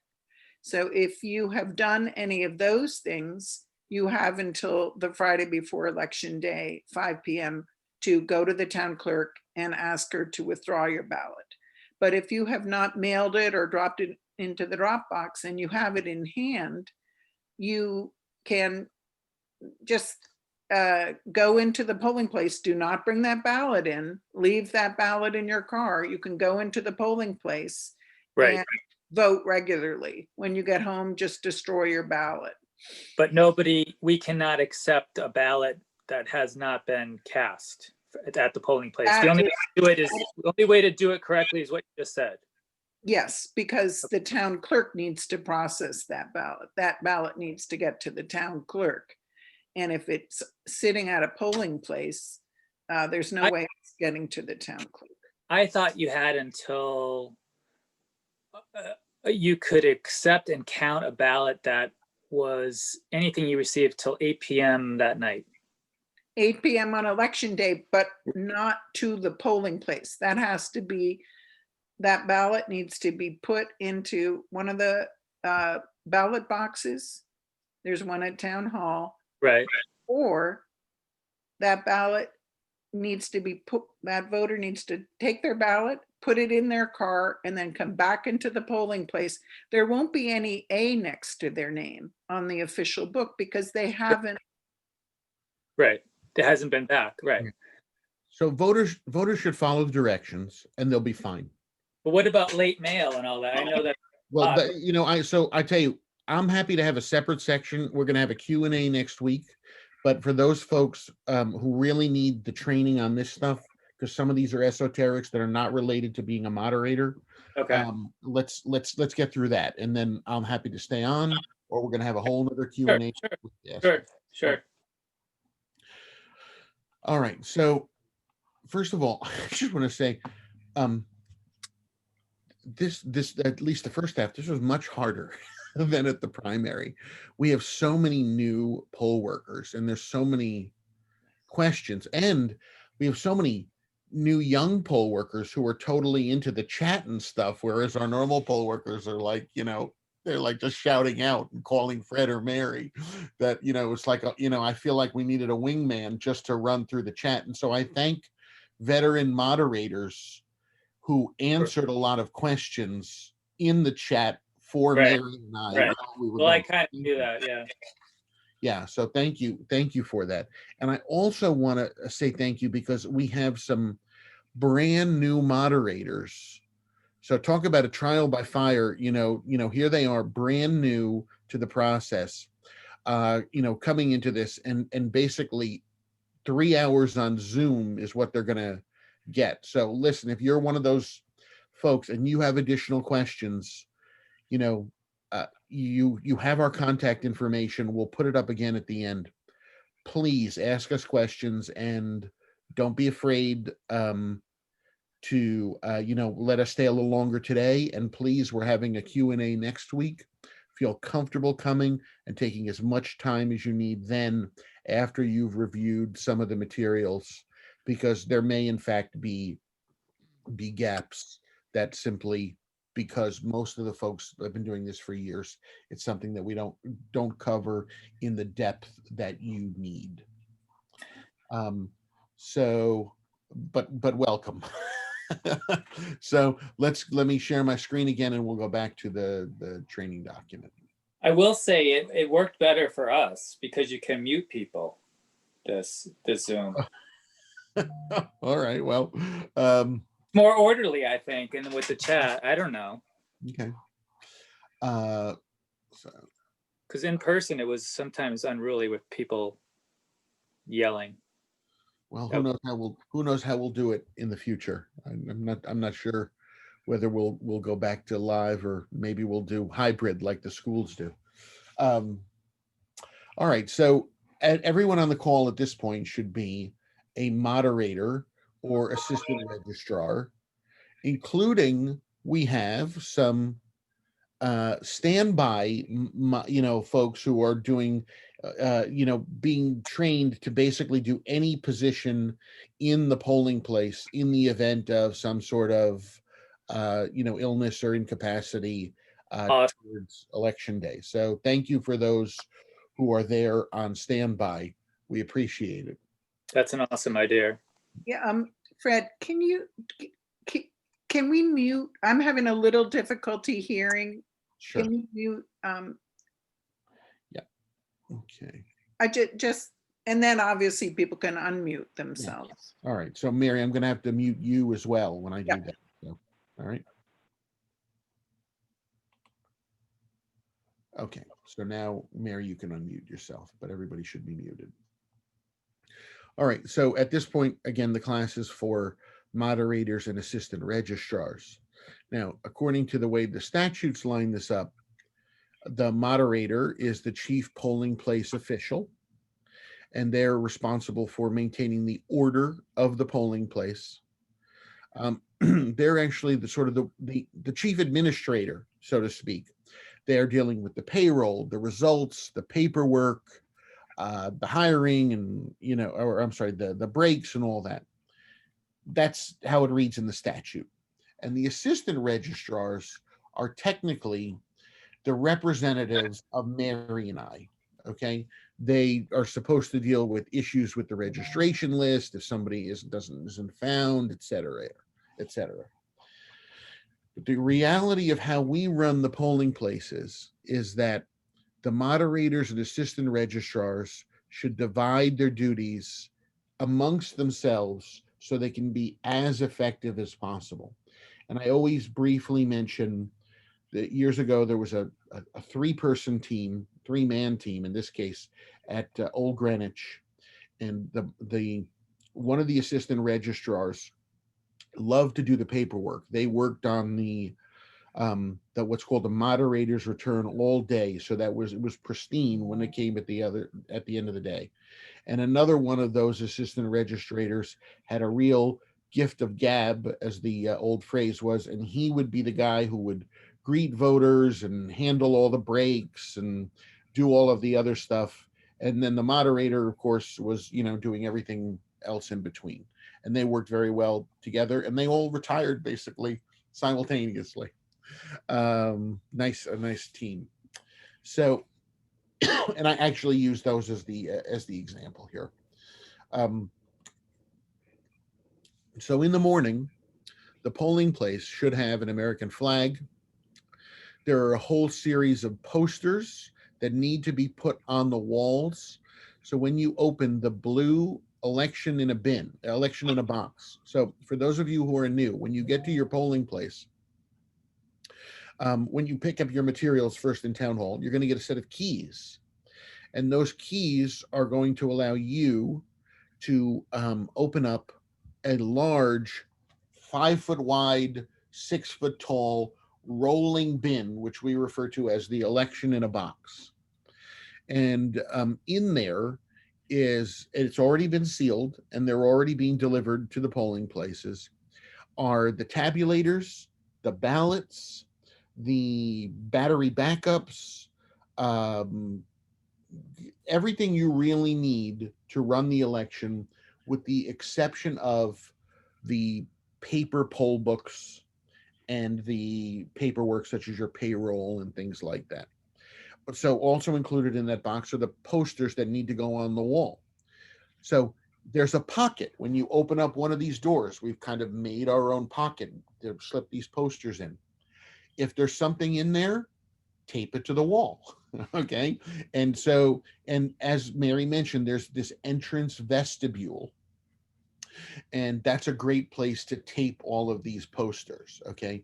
There's something called the Voters' Bill of Rights. There's a sample ballot, etc. Get those things up and on the wall. There will also be a sample ballot for the ballot clerk. And there is also something called the IVS, which is interactive voice response. And what that is that allows folks with some disabilities to vote at the polling place. It primarily helps those who are visually impaired or have fine motor skill issues. It doesn't help every disability. Okay. You need to understand how it works. And we have a video on our website that spends about 10 minutes showing the setup and going through how someone votes on that. It is important that everyone on this call review that, okay? Not having that in working condition when a disabled voter comes in is the #1 source of reprimands and fines by the State Elections Enforcement Commission, okay, during any election. Now, the good news is there is someone called a special assistant registrar who is hired specifically to come to the polling place, help you unpack those blue bins, help you set up your tabulator, and help you set up that IVS, okay? And they will also print a test report from that IVS machine. So you should be covered.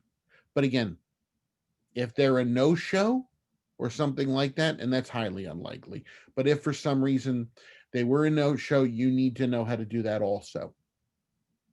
And I will point out that in at least one case, and that's districts 5 and 6, we have a single special assistant registrar who is setting up both polling places. So they'll probably start at, I don't know whether they'll start at 6 or they'll start at 5. So, and we, obviously both need to be set up by 6 p.m. So don't panic if they're not there. There's plenty of other stuff for you to be doing, and they will be there to set up those two items. What I'll do now that I'm thinking of it also is I will ask that the person start at District 5. And since I usually come to District 6 in the morning, I'll try and get there a little earlier so that I can help a little bit to make sure that stuff is set up also in case that person's late. Okay. The handicap booths will be, there are privacy booths, as we call them, set up for voters to vote in. At least one of those is wider and slightly shorter than the others. There should be a chair placed at it so that the chair can be moved out of the way for someone who is in a wheelchair. But if there's someone who just needs to sit, they can also sit there. And the handicap booth, obviously it is there for someone with a disability, but anyone can use it, okay, if there's no disabled person waiting, okay? Just like a handicap spot in the bathroom. So ballot pens. So we're using ballpoint pens. We are not using felt tip pens at this election. And as I mentioned, we have 20,000 of these pens. Okay. And of course, we're also encouraging voters to bring their own. And we will have a place for them to drop them off. Okay. Hopefully, because we will have more than 20,000 voters. Yeah, we should close to that. Hopefully at least some people will drop them off and will allow us to recycle them. There's nothing special on them that makes them a really cool souvenir. As I mentioned, those special assistant registrars, with the exception again of that 5 and 6 situation, they don't decide when they leave. You as the moderator decide when they leave. So I don't care if they have, some other job that they say they need to get to. They're being compensated very well for coming early in the morning and again late at night. You should be satisfied that everything is set up properly before they're dismissed. Okay. And again, they should be hanging around till 6:30 because you want to make sure your ballots are flowing through the tabulator properly. Okay. And everything is working, because in an emergency, they can be a runner. They can come to town hall to get something. We can shuttle something to them, etc. So in that blue bin, there will be 2 tabulators. Okay. Now I'm presuming everyone has voted in Connecticut at least once and knows that the tabulator sits on top of a 3-foot-high black plastic receptacle. Okay. And then it is a white box that goes, white computer type thing that goes on top of that. Both of them should be set up in the morning. Okay. And that's one of the good reasons why you have that special assistant registrar. You make them do it and you run the test tapes for those, the 0 tapes. Okay. And then hopefully if our staff remembered, they've put some big black trash bags, okay, in with all of your other materials. Put a trash bag over the spare tabulator, have it in the corner, and then if there's a problem, lo and behold, you whip the trash bag off, you put it there, and the voters are ready to go. Okay. If you've got to sit there and run that 0 tape during the day, your voters are going to be consternated. Okay. Because they want to be in and out. We've got a pandemic going on. Let's prepare appropriately. Okay. Now, again, if for some reason you have to start that second tabulator, our preference, hopefully if there's a problem that the failure occurs in the morning, okay, our preference, and I think you will find the best practice is you only want to have 1 tape at night. So if you have a problem with the first tabulator, the first thing you do is put the spare into operation. The second thing you do is you call us at town hall and we will bring you yet another tabulator. Okay. And the third thing you do is, with members of both parties, you open up the original tabulator, get the ballots out of it, and run it through the spare, which is now your working tabulator. That way, all of the ballots are going through one tabulator and you get 1 tape at the end of the night. And there's no chance of error with you transposing numbers and stuff like that. Now, these 3, in the morning, as I said, when you turn on the tabulator, and again, there's a video which shows this. It's 7 minutes long. Please take the time to watch it. It's on our website. When you turn on that tabulator, it will immediately start running what's called a 0 report. And that 0 report will show all of the candidates and 0 votes cast next to their names. Okay. You need to run that tape 3 times. So it'll run the 1 time and then it'll say, need another copy. You press yes. Another copy will come out. You press yes a second time, you'll have your third copy. One of those tapes goes on the wall. One goes at the end of the night with the moderator return, and one stays in the bag with the used ballots. Typically what happens is you tear off two and you leave the third in the tabulator, okay, and then it'll be attached to the results at the end of the night. And you can give us the 0 and the results at the same time, okay?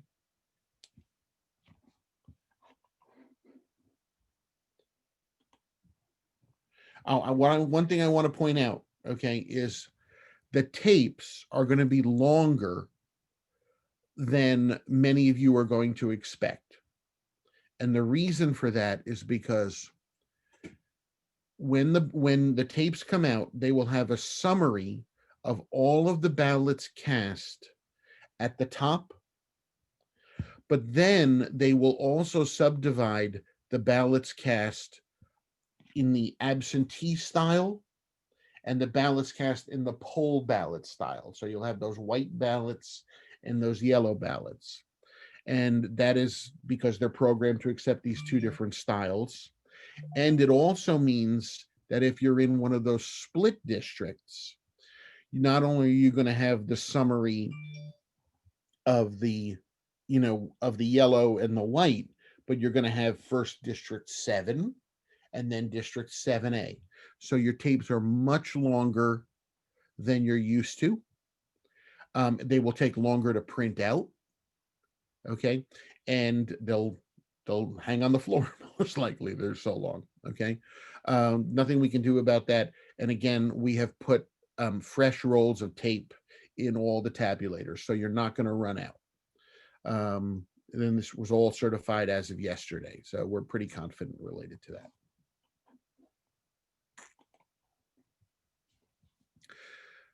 Okay, so I see already that there's a correction here related to this. So absentee ballots. I'm not even going to show this slide. I'm going to move beyond it. But I'm going to give you the general information. So once again, it used to be that a voter could withdraw their ballot up until 10 a.m. on election day.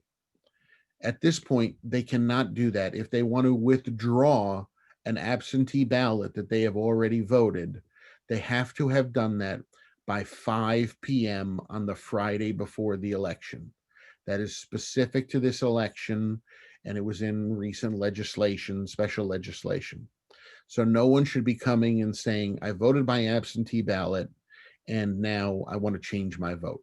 There's no possibility of that in this election, okay? The only possibility is somebody who applied for an absentee ballot, did not use that ballot, okay, and shows up at the polling place. Okay, so as most of you know, you're going to have 2,000 or more voters who are going to show up at your polling place that day. And most of them are great. They've been through the system before. They come in, they get a little confused about what line to go in. They always get confused that we do this by street order and not by last name. But most of them are pretty good. They show their ID and they're on their way.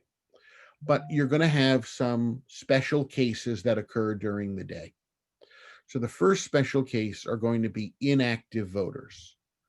A voter who is inactive is going to go to the checker, and they're not going to be on the list. So the checker is going to refer them over to you. So the first thing you're going to want to do is you're going to have this second loose paper list that'll just be 6 or 7 or 8 pages long of inactive voters. You're going to check and see if they're on that paper list. An inactive voter is someone who the registrars have determined most likely no longer lives in town.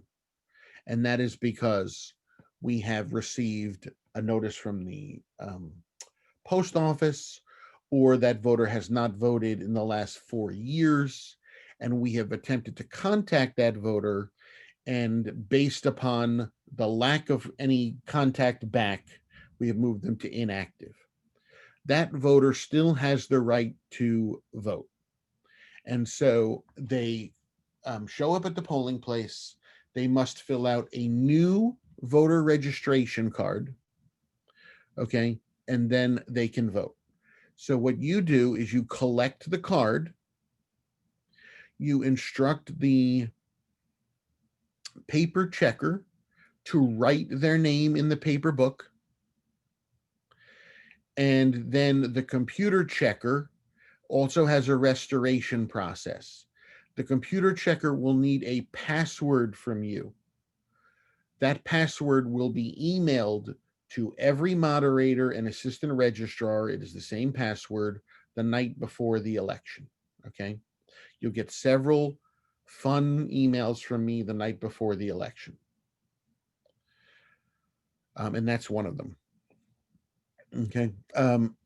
So that password is used for inactive voters. It is used when they transfer voters, and it's used if they make a mistake and need to uncheck a voter. Now, as I said, you get this inactive list, and the inactive list is great, and you should use that, and you're supposed to, again, make a notation on it that you're restoring that voter. That is part of the paper record of the election. But what you'll also find is I'll be sending out a training video. We do not publish this video on our site. The link is hidden, okay? That shows you how to access, and you can bookmark this, a special website where you can look up the status of any voter in our database. So there'll be a password specific for this election. I will send this out in the next couple of days. And you can use that password, okay, and you can look up the status of any voter in town. It'll show you whether they're active or inactive, and it'll tell you their polling place, okay? So that's great, that tool, because not only does it help you determine if they're inactive, it also helps you determine if maybe they're registered in another district, okay? Because sometimes somebody, may not have voted, or they may have moved, okay, and you need to determine where you need to call, etc., if they've moved and they don't remember where they last voted, okay? So you'll notice that, as I mentioned here, you're instructing the paper poll book person, paper checker, on what to do. The paper record is the official record of the election, okay? The electronics are not.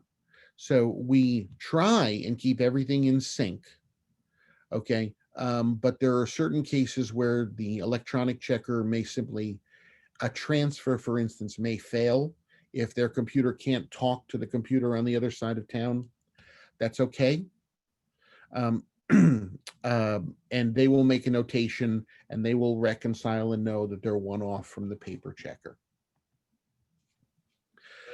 So, was there a question?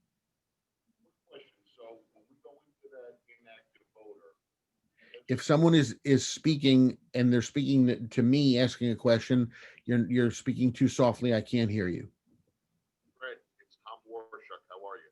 Oh, hi, Tom. Okay. So my question is, if someone comes in and they're an inactive voter, we go in and find them and say they're registered. They're at, in my case, say they're at Western, but it comes up on the roll that they are registered in Glenville.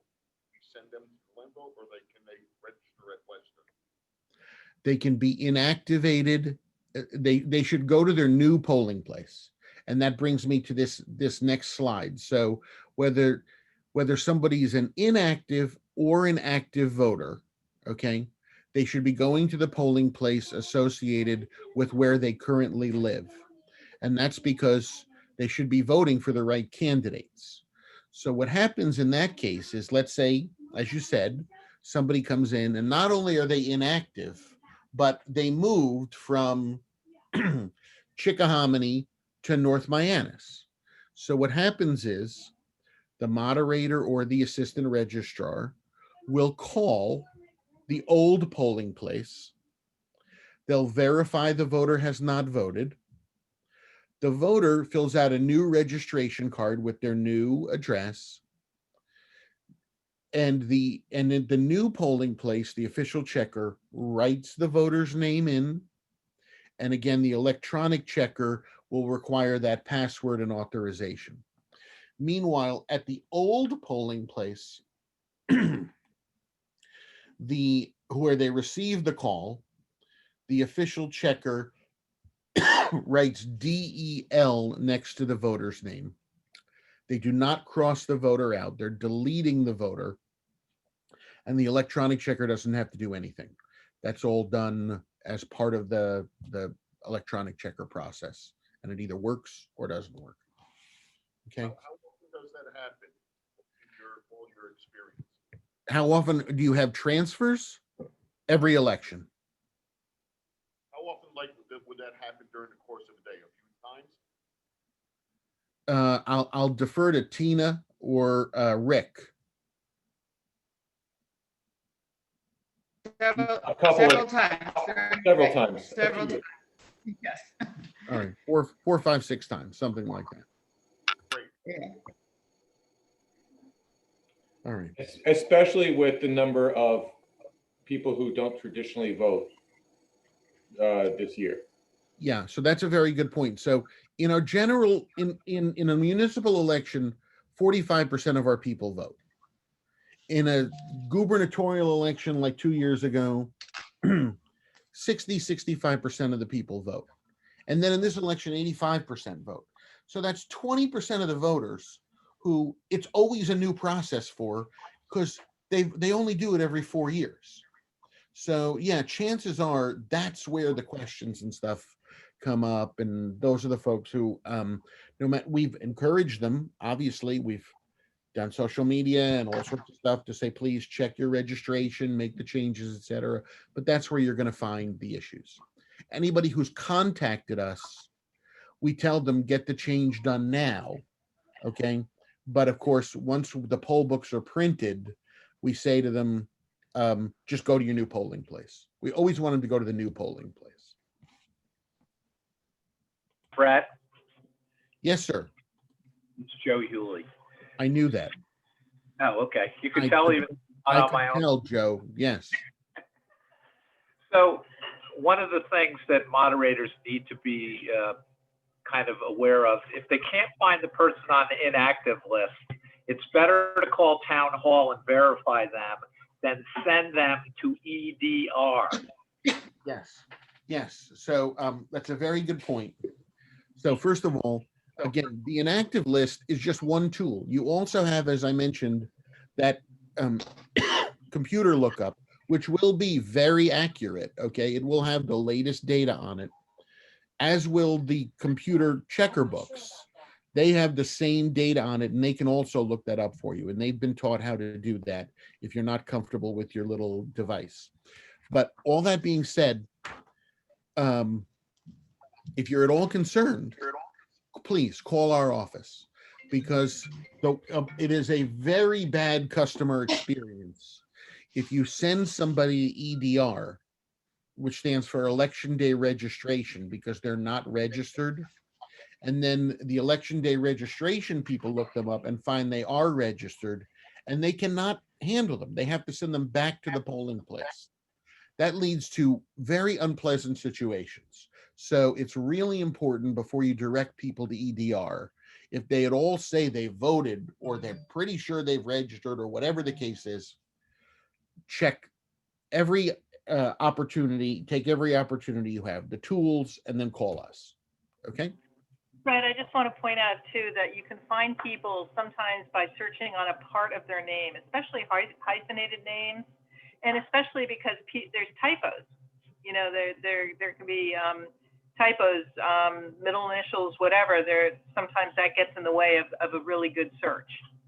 Yes, you're right. And so, for instance, it does take a little longer, but my last name is DiCaro, and if you type in DEC, right, you know, you will get the DiCaros and the DiCarlos and the DiCarvalhos and all the others.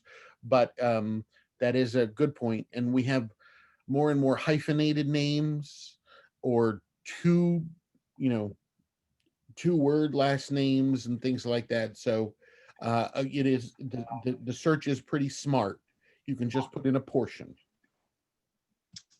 You can also And put if in you the first put in just if there's a portion, if you there's put in a pretty unique- portion of both the last name and a portion of the first name, you'll be more accurate. So yes. like the first 3 letters of last name and the first 3 letters of the first name. Yes.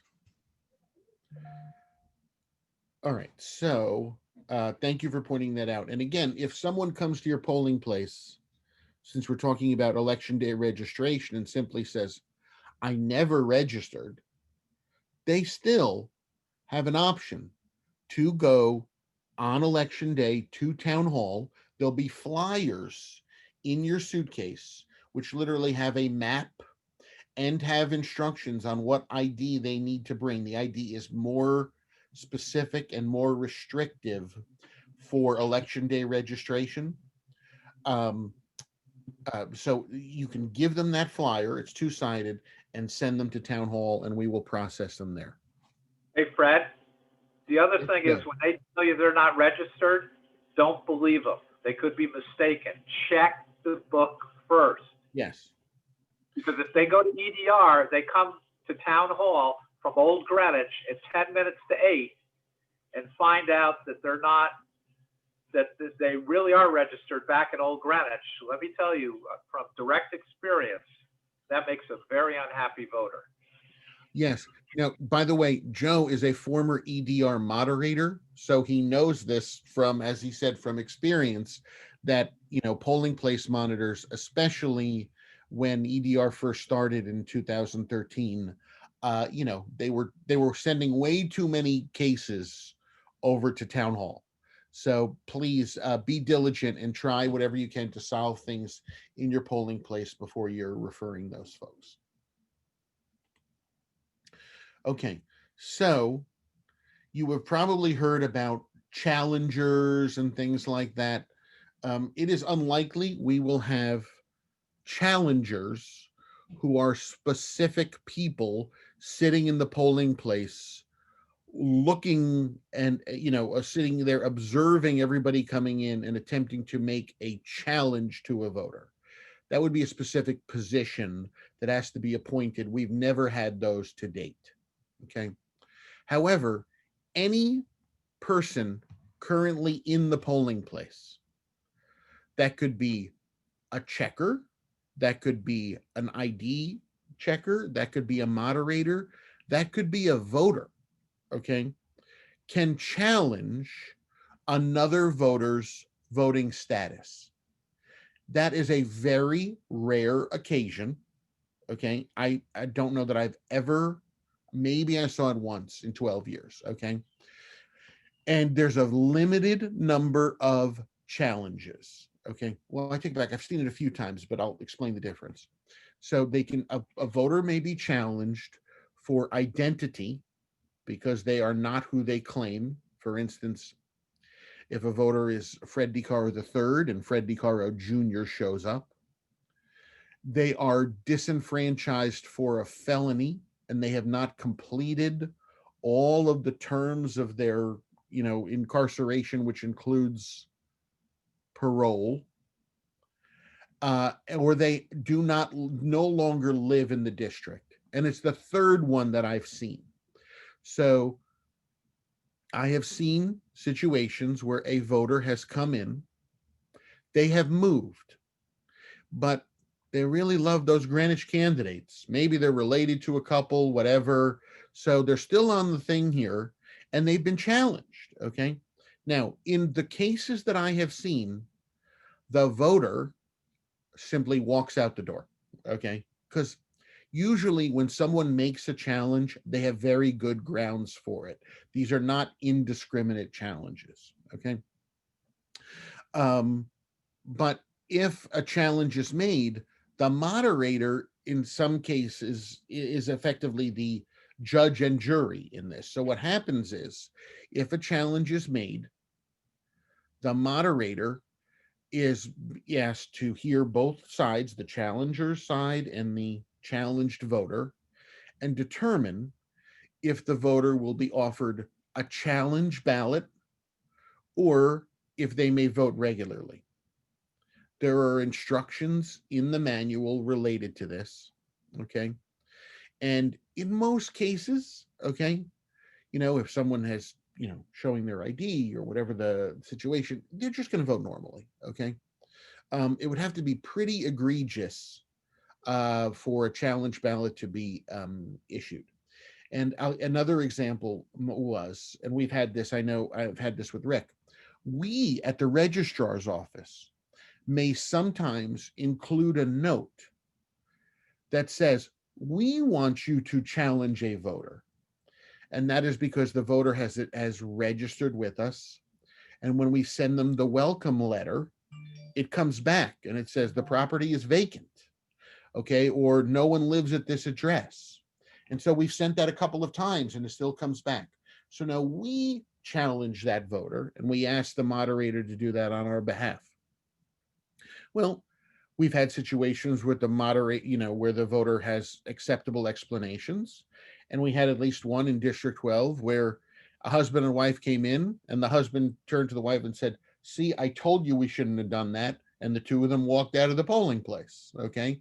So these things do happen. They are rare occasions. Okay. Lucy, did you have your hand up? No? Okay. You're just stretching. You're muted, but that's okay. All right. So again, understand the gravity though, if a voter is challenged and you decide that they need to vote by a challenge ballot, that ballot is sealed. And even the registrars do not get to determine how we open that ballot later on. It would be in a close vote recount that would go to a judge. Okay. So it's a neighbor accusing neighbor situation, and it's very rare. Now, in that case where someone is challenged, because this is a federal election, let me just point out. So again, if this happens, the official checker marks CB for challenge ballot next to the voter's name and does not cross the name off. Okay. So if a voter is challenged, in addition to a challenge ballot, because this is a federal election, they are also able to get a provisional ballot. And a provisional ballot, we used to give these out much more frequently if a voter could not be found on the active or inactive list, if they were challenged in the challenge ballot situation, or if they said they were registered and we had no record of them. EDR healed a lot of that so that now very few provisional ballots are given out. Okay. If a provisional ballot is given out, okay, and that can be given out in the case if you're challenging somebody or if someone's being challenged, you could simply offer them one. But there are also situations where if you say to a voter, I'm sorry, but we see, no record of you, etc. And they say, well, there's no way I'm going to EDR, okay, or whatever. I know I'm registered to vote. They can ask for a provisional ballot, or in an attempt to diffuse a rough situation, feel free to offer a provisional ballot, okay? Now, the issue, of course, is a provisional ballot only has the federal offices on it. So it'll be a special ballot that will not go through the tabulator. It'll be hand counted. It'll be placed in a special serial numbered envelope, and you'll have those there, okay? And the voter is given a receipt. And what happens with the provisional ballot is those come back to town hall, and within 6 days of the election, Mary and I jointly determine if that voter is eligible to have their vote cast, and then it would be opened up and counted. And we used to get, if Sharon is still on the call, way back when, before EDR, we'd get 6, 8, 10 of these per election. I think the last time 2 years ago we had these, we might have gotten 3 and counted 2 of them, okay? Typically, they could be related to clerical errors. A lot of times they're related to the DMV. Okay. DMV will do something that just fouls up people's voter records pretty bad, including moving people to other towns by accident. So provisional ballots, you may see. Challenge ballots, very rare. Again, similar with the provisional ballot, if the official checker marks off, has one of these, they do not cross the voter off. They just mark PB next to the voter's name. That, of course, indicates that the voter can't come back and vote normally later, try to sneak back in, so to speak. Fred, one question. Sure. In the previous slide, you said that if a person comes in that's a challenged ballot, that they put CB next to the name and not cross it off. Yeah. But what do you do if a real person with that name comes in?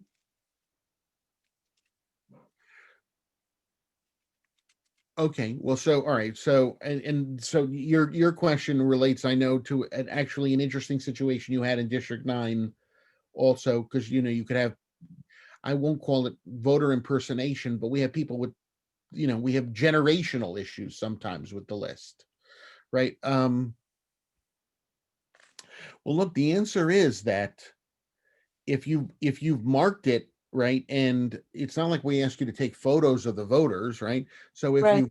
first of all, the challenge ballot's a really special case, right? So you're going to remember that person most likely, okay? But I know that you've also had a situation where someone has come in and say a dad was registered and the son came in and voted and there was no generational number or anything next to it. And then the dad comes in later on, okay, and then suddenly it shows he's already voted, right? So you document that in your moderator's diary.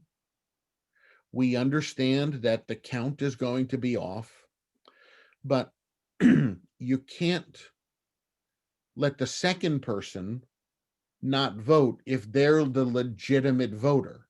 Now, you can check if they're a legitimate voter in the sense that the computer checker, or you can call our office, right? But they can look at any voter and they can actually see the birth date and things like that. So, you could verify whether or not this is the legitimate person.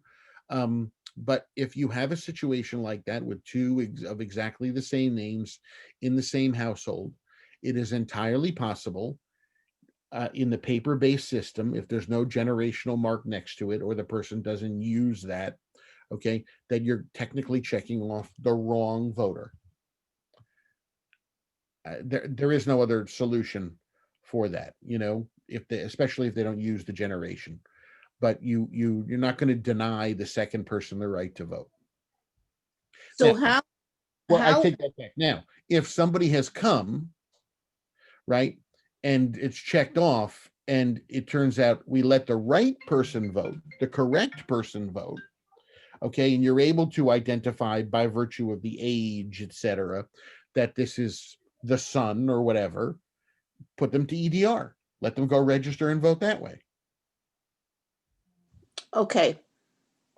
So the checker doesn't add it to the book. Well, the second one that comes in. If you made a mistake on the first one, add it to the book. If you didn't make a mistake on the first one, okay, then refer the voter to EDR. Okay. All right. And of course, you won't know you made a mistake until the second one shows up, unfortunately, right? Well, and but in my theory, incident was actually you didn't make a mistake to begin with because you got a name and you got ID, right? And it's an these things happen. Right, but my incident was a little different in that the guy didn't even have a son with the same name. He didn't even have a son. So it was just somebody who used his ID. So that was a totally different case that we're talking about. I'm talking about what you're talking about. Okay. So we're good. We're good. Thanks. Okay.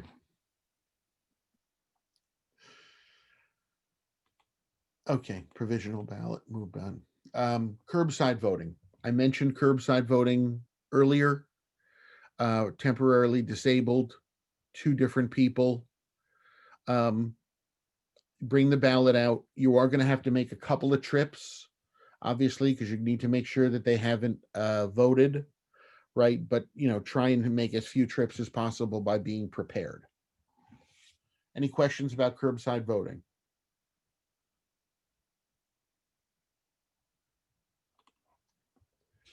All right. We also talked about the IVS machine. As we said, that will be set up by the special assistant registrar. It's a notebook computer that has a touch screen. It also has an external numeric keypad. That keypad is kind of like a telephone. It's like the opposite of the one on your like on your computer, right? So it's got 1, 2, 3 up top, and yeah, or maybe I don't know. I don't even remember how the computer one works. But basically, and it also has on the 5, there's a little indentation. So somebody who's visually impaired knows how to use that, and they know to center their fingers on the 5, and they can get to the other keys, etc. Now, as I mentioned, it's critically important it be set up. We want to accommodate these voters. However, we almost never have anybody use the thing. So I wouldn't go, crazy worrying about it, but you do need to make sure it's tested in the morning, etc. And if it's going to be used, this is the year it's going to be used. So make sure that you have all the pieces there. As you see, there should be headphones so that because the voter puts those on their head in order to hear what's being said. The voter can use that little external keypad. They can use the regular keypad, or they can touch the screen. They're touch screens.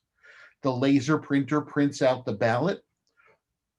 So what happens, and you'll watch it in the demo, is you're actually at a certain point when the voter says they're ready to cast their ballot, it will say to you, put a ballot in the printer, and you literally set it in the auxiliary bin, like the manual feed bin, and it will print that ballot. And then you will assist the voter in putting the ballot in the tabulator. Okay. Now, pay attention to privacy. So we used to, because the machines used to work differently, they used to be oriented differently.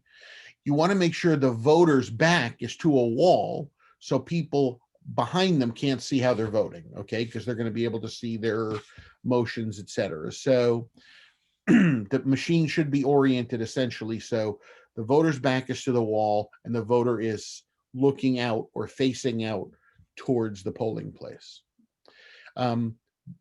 This system does not need to be near a phone line. It used to require a fax machine, etc. But we've been using this now basically since 2016. So everybody kind of knows how it works at this point. Okay, so emergency situations. And we actually got an interesting inquiry the other day. The police department, we were talking with them on a different matter, and they said, they said, folks at the fire department are saying that you guys tell your poll workers they can't leave the polling place no matter what. And we're like, no, that's not what we tell them at all, right? We're not telling you stay there under no circumstances.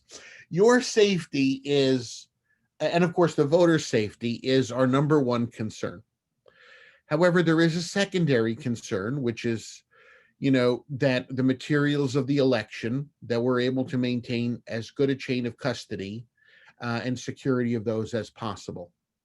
So in the event of some sort of situation where the polling place needs to be evacuated, the first thing, of course, you would do is you would call 911, then call us, okay? But call 911 first. And then, okay, the important thing is the moderator is the go-to person. But if, of course, there's an issue with the moderator, the assistant registrars will also know there's a moderator notebook that has all of the relevant phone numbers to contact us, to contact, obviously you dial 911, but there's also the police non-emergency number and GEMS and all that kind of good stuff. So we do ask, okay, and we probably should have actually moved this slide earlier. If you're the tabulator tender, or the tabulator is on wheels, okay? And you can literally, just pull and the cord will come out of the tabulator, right? And you can wheel that thing, right out, okay? The ballot clerks, they're only going to have up to 100 ballots in front of them. Scoop them up, walk out the door, right? And also, ideally, they look and see how many other people are sitting there, or haven't voted. Now, because we have so many ballot clerks, I wouldn't be so concerned related to that. And again, it's not like we're going to have that many people voting at any one time. 10, 15 probably is the maximum, right? Actually out there circulating around. But these tasks are only completed in the event of an emergency. Okay, and only, and only if time and conditions permit during that emergency. If you need to abandon things, by all means, abandon it, okay? Your safety is paramount. I do include this picture. This is from Trumbull about 6 or 7 years ago, where they did exactly that. You see, there was a fire alarm. The building had to be evacuated. The tabulator tender took the tabulator out with them. And this kid was really diligent. I just noticed it myself, but if you look in the lower right-hand corner, he took the battery backups out too. So he would have been good for a good 10 hours out there. Now, every tabulator has a battery built into that top white part that's good for a couple of hours. So the reality is, if you are out there and you're continuing to conduct the election, people can in fact slip their ballot in the tabulator. I leave that to the discretion of the moderator, whether or not they've got a sufficient supplies and order to continue to conduct the election in the event of, some sort of evacuation or whatever. Because again, it could just be a kid pulling a fire alarm or whatever the case is. But, by all means, your safety and the safety of voters is paramount. Okay, so I always like to stop at this point because we always have veteran moderators to remind me what I've forgotten, and still, even after they've reminded me, Mary and I still didn't include it in the presentation. So please, if you're a veteran moderator and you want to unmute yourself and remind us of the things we keep on forgetting to add, now's a great time to do that.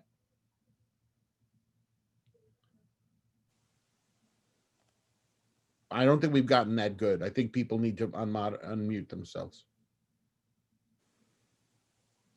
For the new people, it's not as scary as it sounds. 90% of what happens, everybody just follows the rules, and they're already registered. They've got the right ID. It's simple. And if you as the moderator just do your best to keep the election moving, and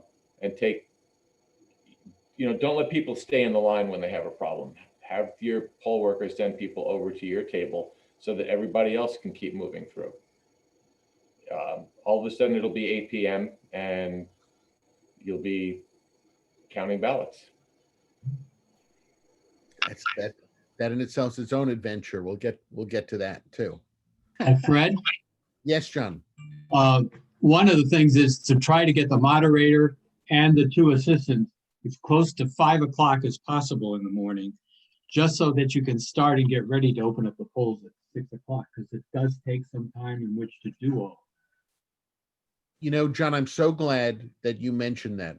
First of all, I'm not going to ask whether or not Sharon prompted you to say that, because I know Sharon, your wife and my former partner for 8 years, the former Democratic registrar, always said, get there at 5 o'clock. And I was the one who always said, maybe 5:15. In this election, you are so right. It is so important to get there at 5 o'clock. And I will tell you one really important reason. So among many, So the electronic checkers, those people who are checking people off by computer, okay, we loaded their computers with all of the data as of about 3 weeks ago, okay? Well, as you can imagine, thousands of people have registered in the last 2 weeks, okay? And thousands of absentee ballots have been returned during that period of time. So we told them, and they all got these nice pink stickers on their training materials, okay, those who were in person. You've got to turn those things on as soon as possible, because that data has to flow down into those machines so that they are refreshed with the latest lists by 6 o'clock. And they were all told what they have to do to turn their machines on, etc. So we said to them, look, get there, turn it on, then have your coffee, okay? But definitely get those machines going so that they're synchronized. All right, so Fred? yes. It's Ron Wilson. Yes. Hi, Hello, Fred. Dr. Wilson. Just a question, Fred. With curbside voting, is it necessary to actually take the person's ID back to the official checker, or can we just make a mental note of it? A mental note. Thank you. The amazing Randy just passed away. I don't know if you saw that. He was a mentalist, but he was also a skeptic who would debunk magicians and other folks, and he just passed away. He used to be on TV all the time when I was a kid. The amazing I Randy. remember. Remember him? Sure. Okay. Other questions? Was a question about the numbers I mentioned before during the break. I can quickly tell you that there's 41,138 registered voters in Greenwich. Of those registered voters, as of yesterday evening, 15,734 have applied for absentee ballots and 10,405 have returned absentee ballots. Mary, do you have the breakdown of Ds, Rs, and Us of the 41,000? Is that handy? Well, I do, but I think I'm happy to give it to you, no problem, but I'd rather just more focus. I just gave that. Understood. Yeah. Understood. It's pretty even though among the party, those who declare a party at this point. It's almost even. I have a question about communication morning of. Fred, I'm one of the subs. If you have to call a sub the morning of, are you gonna call first of all, and how are you gonna notify moderators that they have a sub coming in for a position? So it won't be me who's calling. What usually happens is I'm out at polling places and Mary will be busy with absentee ballots, but my staff will notify Mary and I, and we will then call in the cavalry. And so what will happen is you'll get a call from either Ruby or Lynn. In your case, you'll get a call from Lynn Giacomo. And we should probably send you in advance a payroll sheet. Okay, we can just email it to you to print out. And that way you can bring it to whatever polling place you're at and sign it, etc. And the moderator will notify the moderator through text and calls, etc. So, you won't be infiltrating. They'll know you're legit. Okay. Perfect segue into why everybody needs to be there at 5 a.m. If somebody doesn't show at 5 a.m., moderator has to have time to call downtown so that they can then call the floater or the sub and can drive there. So if somebody didn't show up was planning to show up at 5:30, you have no chance of having a full staff at 6 a.m. Yeah. Now I will point out we've got a lot of great poll workers, and we have these ID checkers who are not doing a whole lot in this election, and yet have a valuable role in speeding it up. But we have very experienced official checkers in some cases who can certainly operate and have operated in other elections without an ID checker. So that's usually the first place I go if I need to steal a poll worker, if I temporarily do not have a somebody for another position. So, but yet we obviously will endeavor to get you, a member of the cavalry. Fred, Yes. which one? Uh, Thanks. My question regarding this person, let's say I picked up my bag on Saturday morning, right, as a moderator, and then I'm violently ill for Tuesday morning. How does the next person get the keys and everything from the bag and the bag? Okay, so of course, the moderator is the only situation where that would be a serious emergency, right? Everybody else, nobody else has equipment with them, right?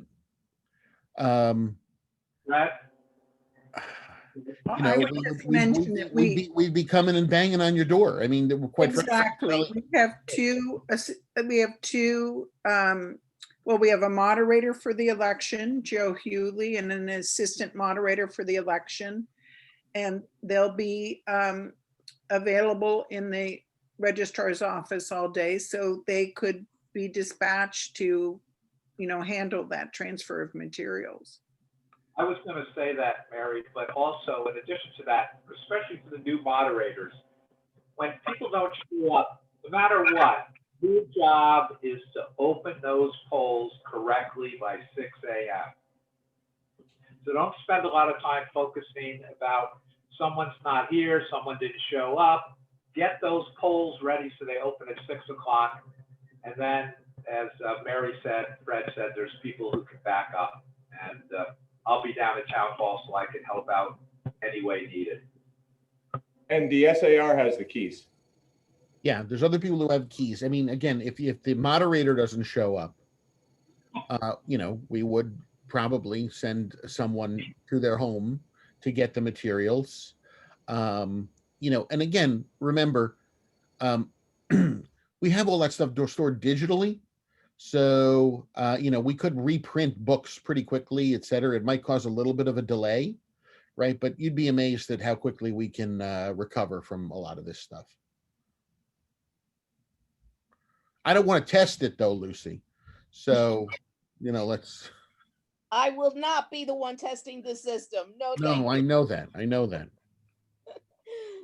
So. Fred and Mary, at what point does Town Hall indicate on the paper books when an absentee ballot was sent or received? I'll answer it now. We're going to go through that in a little bit more detail. So typically what happens is we print the books 3 or 4 days before the elections, and all absentees received as of that point have a red A next to them. Because of the volume of ballots, we are not printing the books until Monday morning, okay? And so we will have all ballots that have been returned to the town clerk. They're actually going to even check the bins on Sunday, okay, and enter in any ballot that's been received up till noon on Sunday. And and then those will all be on the list. Now, that does mean that, remember, I told you that I send those "'twas the night before the election" emails the night before. You will get attachments of additional voters who have whose ballots have been received basically between midday Sunday and the end of the day on Monday.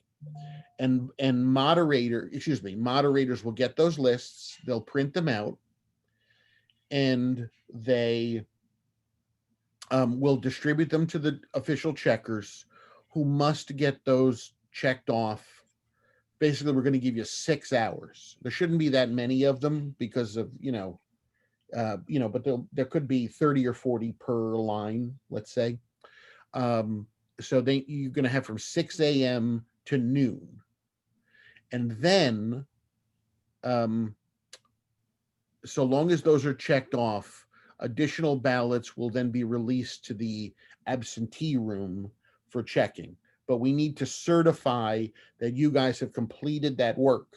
That's why we're giving you all till noon and planning on a 1 p.m. handover of additional ABs for counting. So thank you. It's necessary to have the bags the night before. Right. Now, Yes, absolutely, it is necessary. We do not have staff to be delivering these things around at 5 a.m. The moderators need to have picked this up. And if a moderator has an issue with that, they have to have prearranged something with their assistant registrar.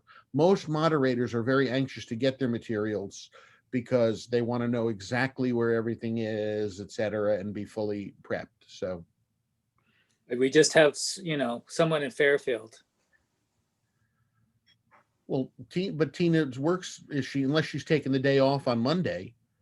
I'm just saying she gets COVID or something like that. I don't know. That's my only.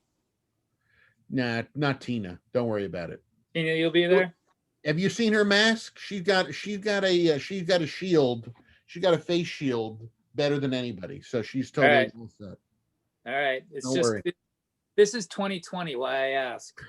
Anything can happen. Get it. You're right. You're right. Mm-hmm. Fred, I still want to follow up on my question before. So if somebody comes to our polling stations, presents ID, casts a vote, and then has an absentee ballot in the car and drives over to the drop-off box, how does the town react to that? So what will happen is that ballot cast on election day will not be counted. All ballots cast on election day, absentee ballots, will be counted the day after. We will take all the official checker books from the polling stations and compare against those checker books the absentee ballots that we're counting the day after election day to be sure that those people have not voted. Double voted. Okay, great. Thank you. Valerie, your hand was up for a second. Do you have a question? I have a question. Well, Valerie looks like she's okay. So what's the next question? I had a question because during the primary, we were getting absentee ballot people to be checked off of our paper copy. That's not going to be happening. Is that happens at 1 o'clock? Oh, that happens at 1 o'clock. Okay, so you're talking about ones that if they voted and then put it in the box, will be probably afternoon, right? Yes, you're only going to be getting one delivery, as I mentioned. So in the last election, it worked differently, right? There was no day after opening.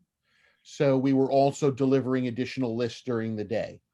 In this election, you won't have that. You'll have the ones that are emailed to the moderator the night before, and those will be the only checkoffs you need to do that day, excuse me. So we need to make sure we have paper in the things, the machine, so we get that fax or whatever through the machine. No, they're emailed the night before. Oh, they're going to be emailed? Yes. Oh, okay. The moderator or the assistant registrars, if the moderator has a concern, they should coordinate with their assistant registrar, and somebody should be printing that out the night before. No, I mean, but the day of, the 1 p.m.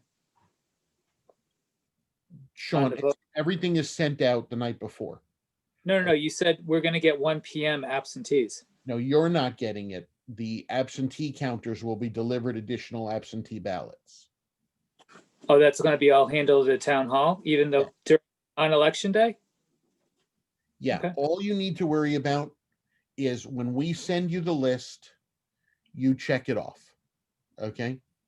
You don't have to worry about the other portion is what do you call it? Is other logistics. And I don't want to confuse everybody with it. I want to focus on the fact you're sent a list. It needs to be checked off by your official checkers by noon so that our process can continue. Okay. So that list will be in the night before. Yes. So no new absentees on election day. you won't have to check off you won't be getting any more communications from us. Okay, that's correct. Related to those absentees. Okay. All right. More questions? Otherwise, we do have more stuff to go through, and I know we're a little over time. I have a question, please. Sure. I am a new assistant registrar, and I was just curious, when you said there are some new moderators, you will not place me with a new moderator, will you? Which would make two of us brand new in one polling place? Yes. Are you going to do that or no? That may have happened in certain places. Yes, we have places where we have all brand new people. Okay. So District 7, if you're at the high school. That's me. There you go. Okay, thank But you. I have a lot of faith in everybody that we've hired. So I I'm think. gonna study a lot then. Thank you. Yep. And also that same thing is occurring at Western Middle School. But I will mention that you have 4 assistant registrars in District 7. So at least 2, I'm unfamiliar with the third name, but 2 of those are experienced. So it's not that there's nobody there.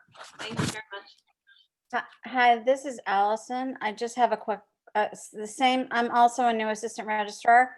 And I just, I want to make sure that in addition to the video being posted on the website, your PowerPoint is going to be up just on its own. So that because there's certain pages I'm going to want to review. Yes. Without going, without scrolling through the whole video. Yes. Thank It's you. already there. It's already there. Okay, thanks. Okay.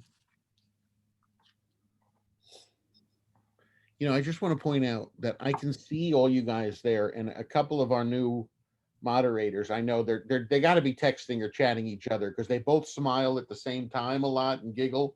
So you're conspiring, and it's okay. But I am monitoring that, folks.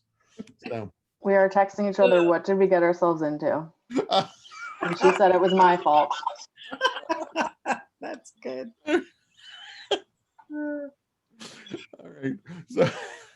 All right. So it's 8 o'clock. So after you've had fun all day, how did these hearts get here? I know. It was Rick Brooks. I saw it happen. I'd be a son of a gun. Rick, you're crazy. Right. So at 8 o'clock, the polls close. So everybody just goes home, right? That's it. All right. Have a great day, etc. No, I'm afraid that is not the case. So the first thing is, and this is unlikely, even in 2020, and even with a massive turnout, it's unlikely, but you never know. We usually don't have a long line of people at the polls.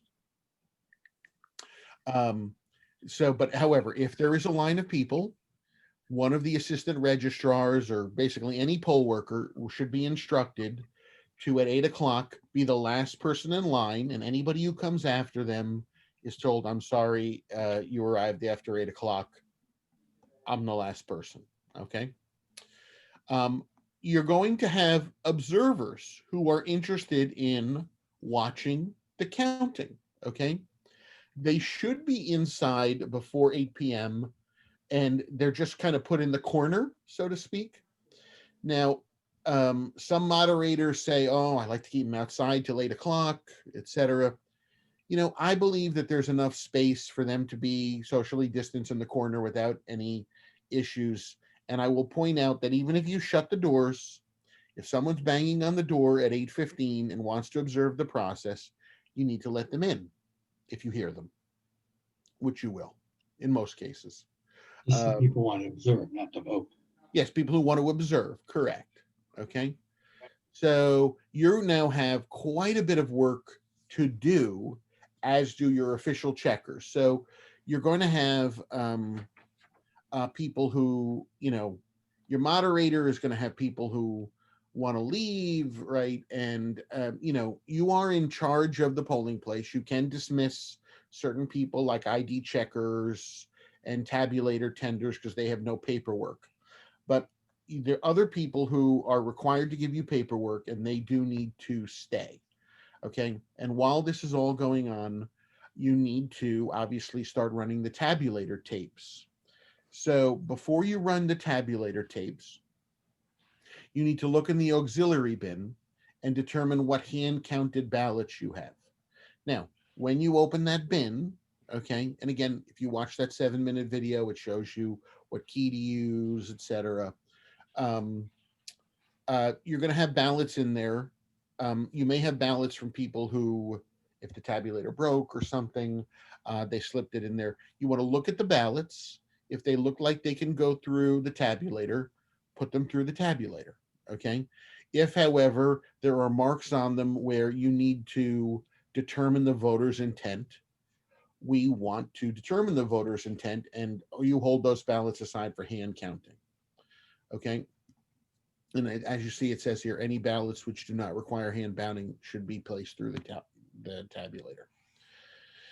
Now, if a ballot has an overvote on it, okay, and so it simply can't go through the tabulator, it's at this point that what happens is you'll open and unlock the tabulator so that you can see the front of it, which is usually hidden, and you'll see there's 2 buttons, a yes and a no button, okay? And what happens is, if you, I believe you hold down the yes button, and as you put the ballot through, it will now accept the ballot, but not count the overvoted race, okay? Because of course, we don't know what the person's intent was. They voted for 2 people for the same race, okay? And ideally, most ballots go through that, so your hand counting is limited, okay? Once you're sure that all of the ballots, okay, have gone through the tabulator, okay?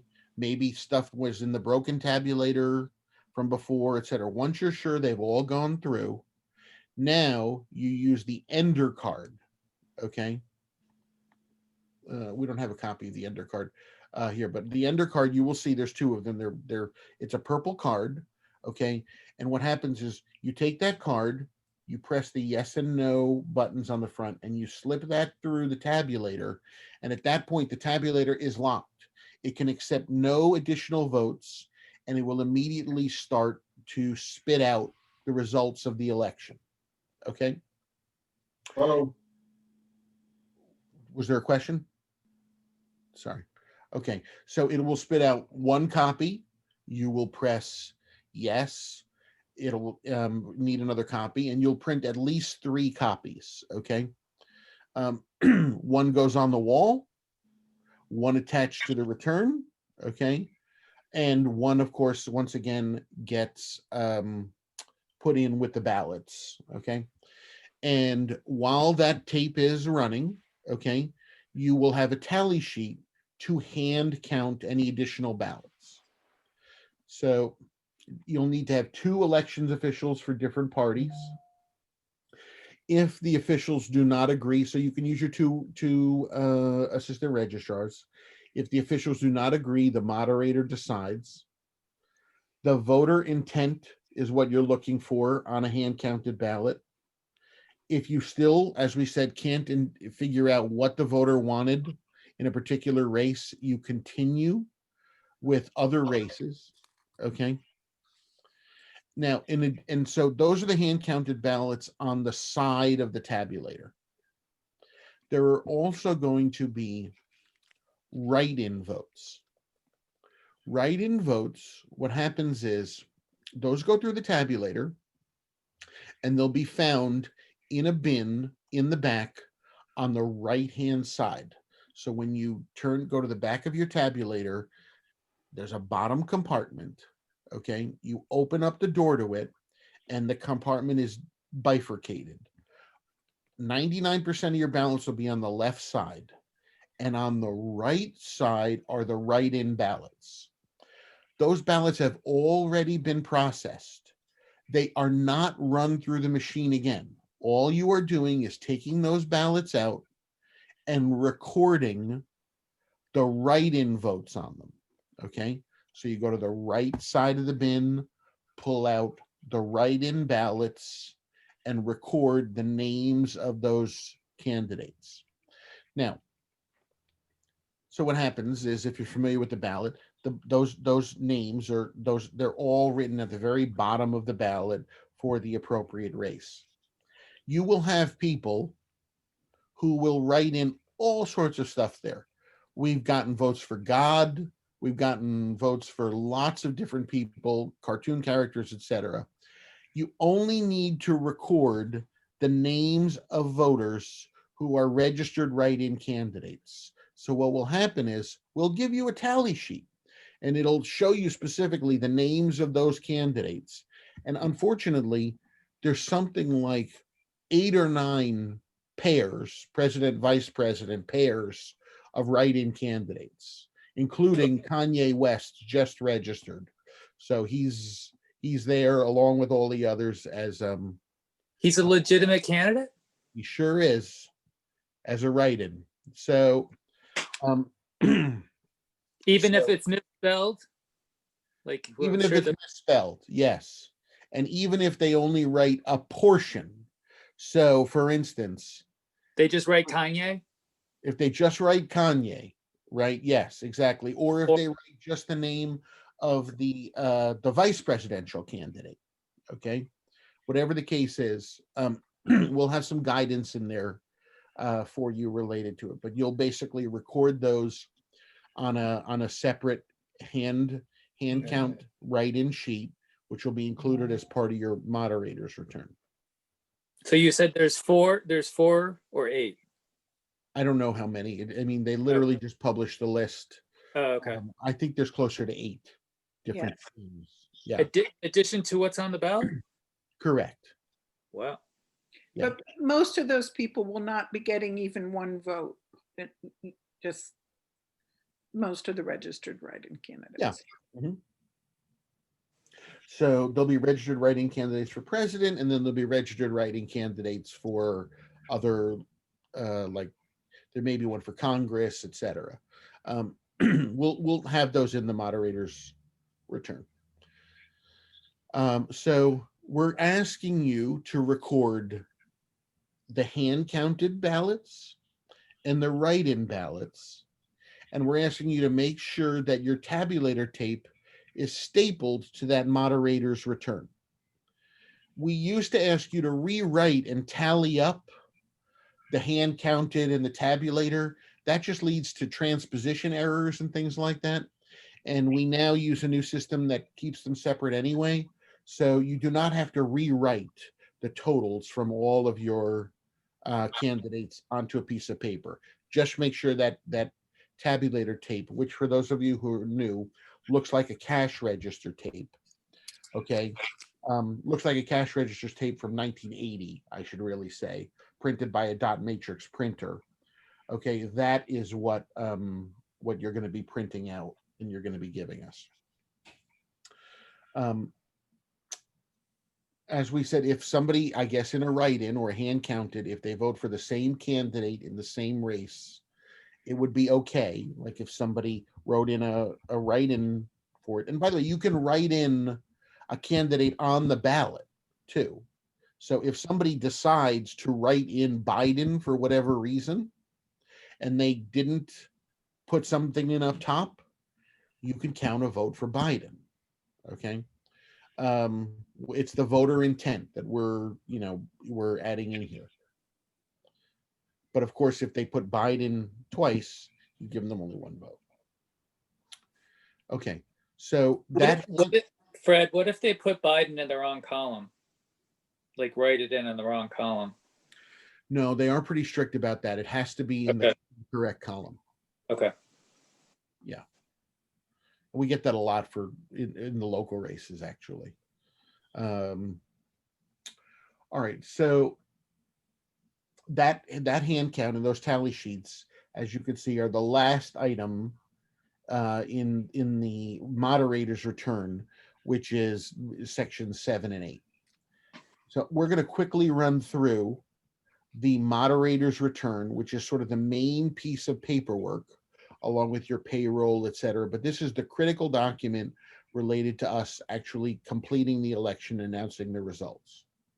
So you're going to have a document at the front with all of the poll workers.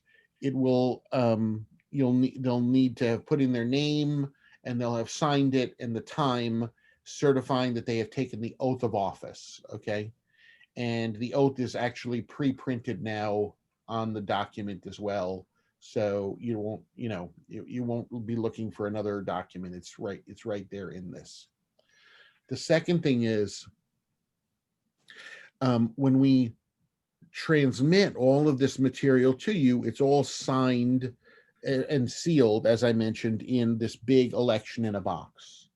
So that first seal that says outer door seal, that's going to be on the outside of this election in a box. So you're going to check that seal to make sure that the number is correct in the morning. You're going to cut it off, okay? And you're going to open the box. The ballots are going to be in that inner compartment seal. Okay, so there's a second locked box in there.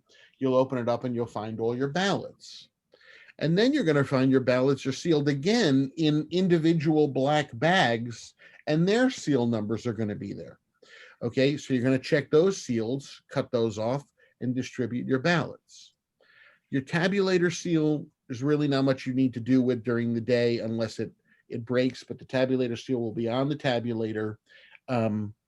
But we don't unpack the tabulators in the sense they're already on their ballot boxes, so there's not much to sort of verify there. And the memory card number you also should not need to deal with, and nor should you have to deal with those other seals. If you we have already taken care of that, but they are there to be checked in case of some sort of an issue for tampering. We will have signed off on this, as will anybody else who was there at our test that day. Who's scribbling on my page? What is this? I know. All right. So, and then when you open the polls, again, you'll see that election in a box seal, all the seals there, how many packages of ballots you have. You'll sign and say you administered the oath, that you have reviewed the documents, that the tabulator, when you opened it, showed zero tape. Okay, and you're good to go for the opening of the polls. Okay, so as I mentioned, you're either going to have anywhere from 2 to 4 official checkers there. And they're going to be divided either into these split districts where it's 7 and 7A, or in some of the larger districts that are not split, like 9, 8, and 12, you'll have 3 checkers. At the end of the night, you're going to have one of those checkers, and we'll tell you which one. They're going to be responsible for helping you fill out this page. So they're going to take the checker books from themselves and their 2 other checkers there, or 3 others, for that district. So for instance, there'll be a checker certificate for District 7 and one for 7A, because the candidates are different, right? And they're going to fill out this page. It's not hard to fill out this page. They literally pull the data from their checker books, okay, and we literally just copy it in, okay, and they've been trained on how to fill it out in their books. So again, if it's two lines, say District 11 has 2 lines, you'll have the 2 books and they'll give the totals, okay? If it's District 8, there'll be 3 books and it's added up. The catch, of course, is if you're in one of those split districts like District 7, you're going to need to make sure to have a checker certificate for 7 and for 7A, okay? Because each one needs to be monitored separately. Now, the rough part, if you're in one of those split districts, is you have to just do a little more work when you're double checking things at the end of the night, because this is a key number here. If you look here, item B, okay, total number of names checked on the official checker list as having voted in person. 1,634. Well, in a single district polling place, that number should equal the number on the tabulator, okay? 1,634 people checked off as voting, 1,634 ballots went through the tabulator. If you have two districts, that 7-7A combo, you need to obviously add up the two item Bs, and that number should match the tabulator. And if you add those up and the numbers are off by 1 or 2 or 3, don't worry, keep on going.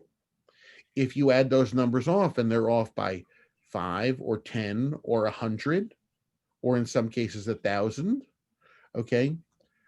If it's 1,000, it's kind of easy. Then you know what happens is they forgot to add in a book, okay?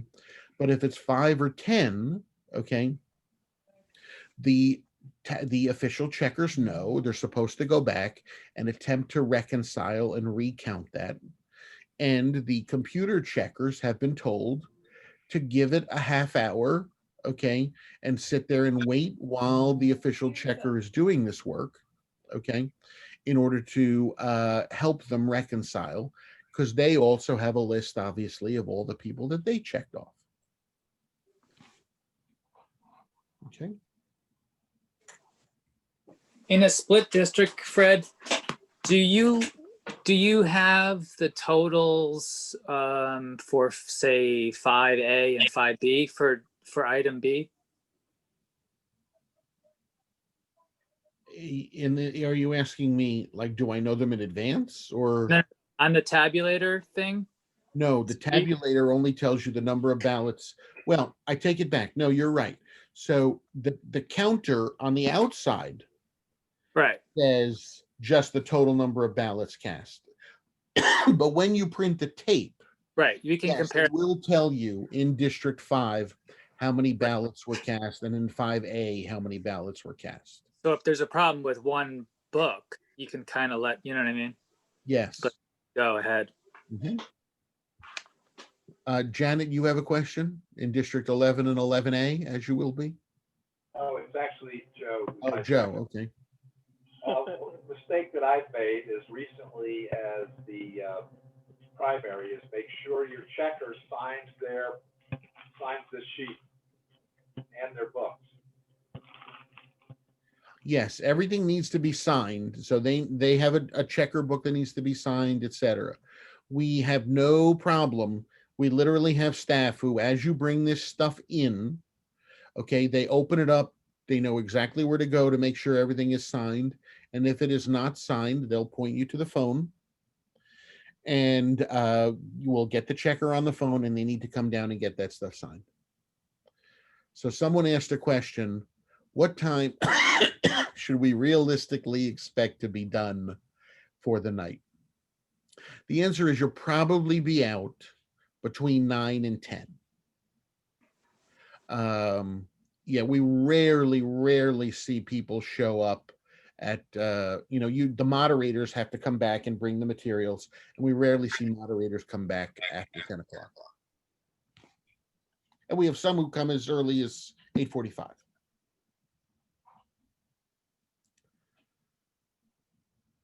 So I mentioned the ballot log worksheet. This, to be honest, I think is going to be a little loosey-goosey. This year, we're going to have to sort of play it by ear a little more because we are using these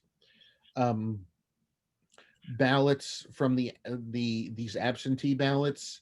And so what happens is you're going to have the white poll ballots, which will be in these individual packages.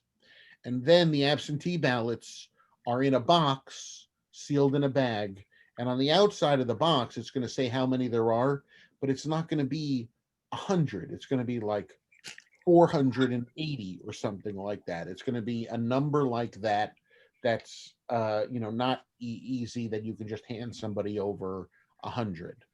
So it may take a moment, and you may need you and one of your assistant registrars, once you get into those ballots, because you will be using them, to sit there and quickly thumb through and pull out 100 and hand them to the ballot clerk. Can we open them before we need them to do that count? Well, yes, absolutely. So you never want to be in a situation where a voter's waiting, right? So if a ballot clerk is getting low, they should be alerting you of that. I'm saying like before they even get low, like in the morning, can I just start doing that on the side?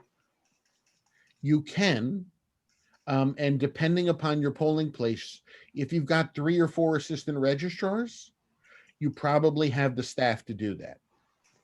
If you don't, I don't know, how much time you're going to have to do it, but it would be great if you do.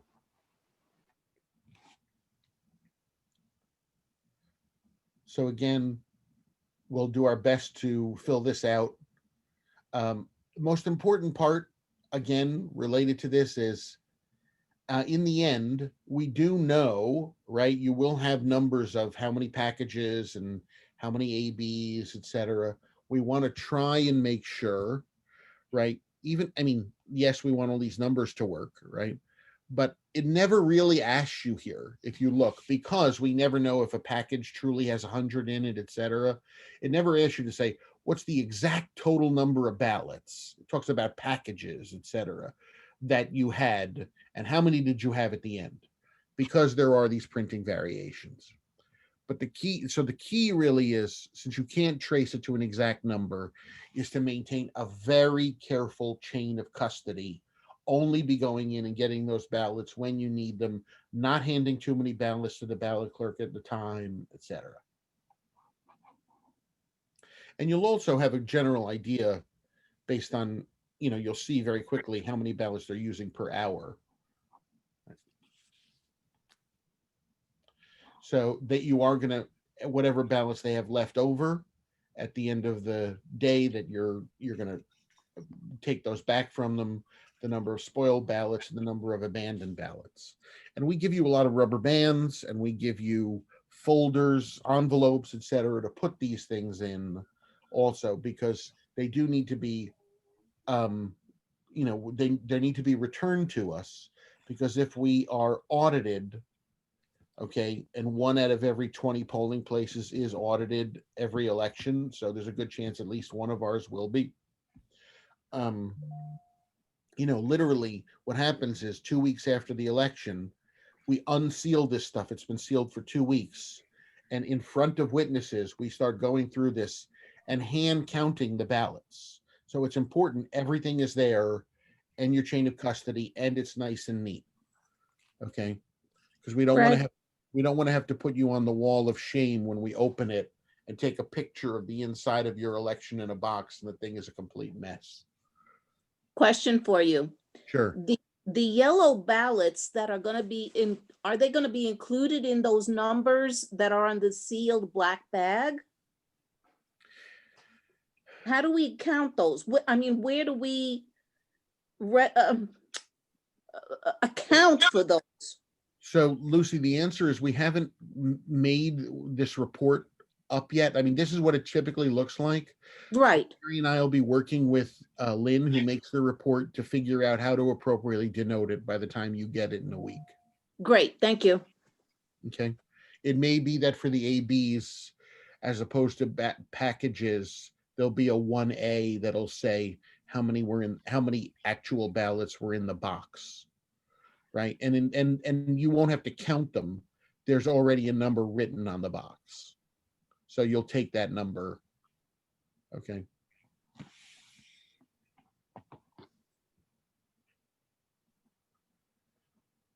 So that's signed by the ballot clerks. So at the closing of the polls, you're sealing all of this stuff up. And you'll at this point be using fresh seals, and you'll tell us the seal. You can verify the seal on the tabulator, because that is not something that's broken during the day, and you'll be putting new seals on the ballot storage cabinet, the ballot transfers, used ballots, and the outside election in a box, and you'll be writing down the public counter. That's the number of ballots that were actually processed through the tabulator. Okay.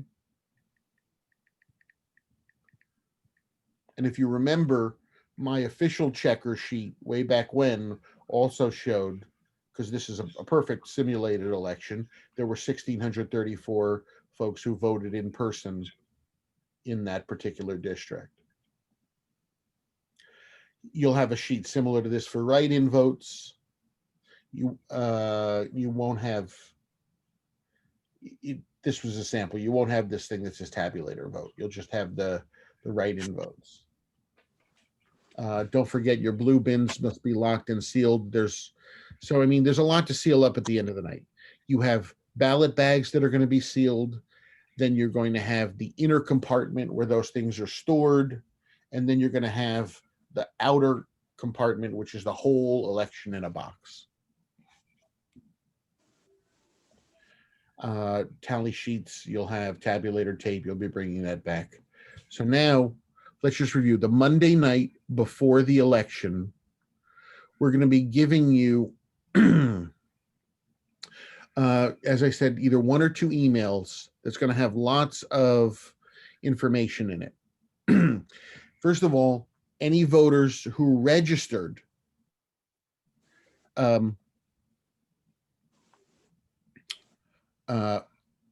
Ernst, I'll address your question in a second.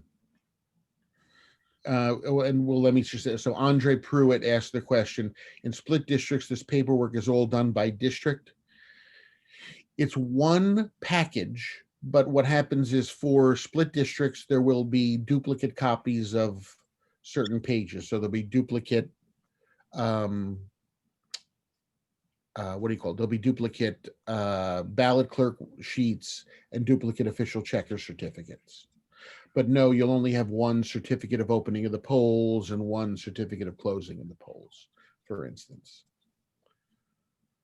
Now, to get back to the night before the election. So sometime, hopefully by 6:30, and I'll tell you when I believe it's going to be the last email I send.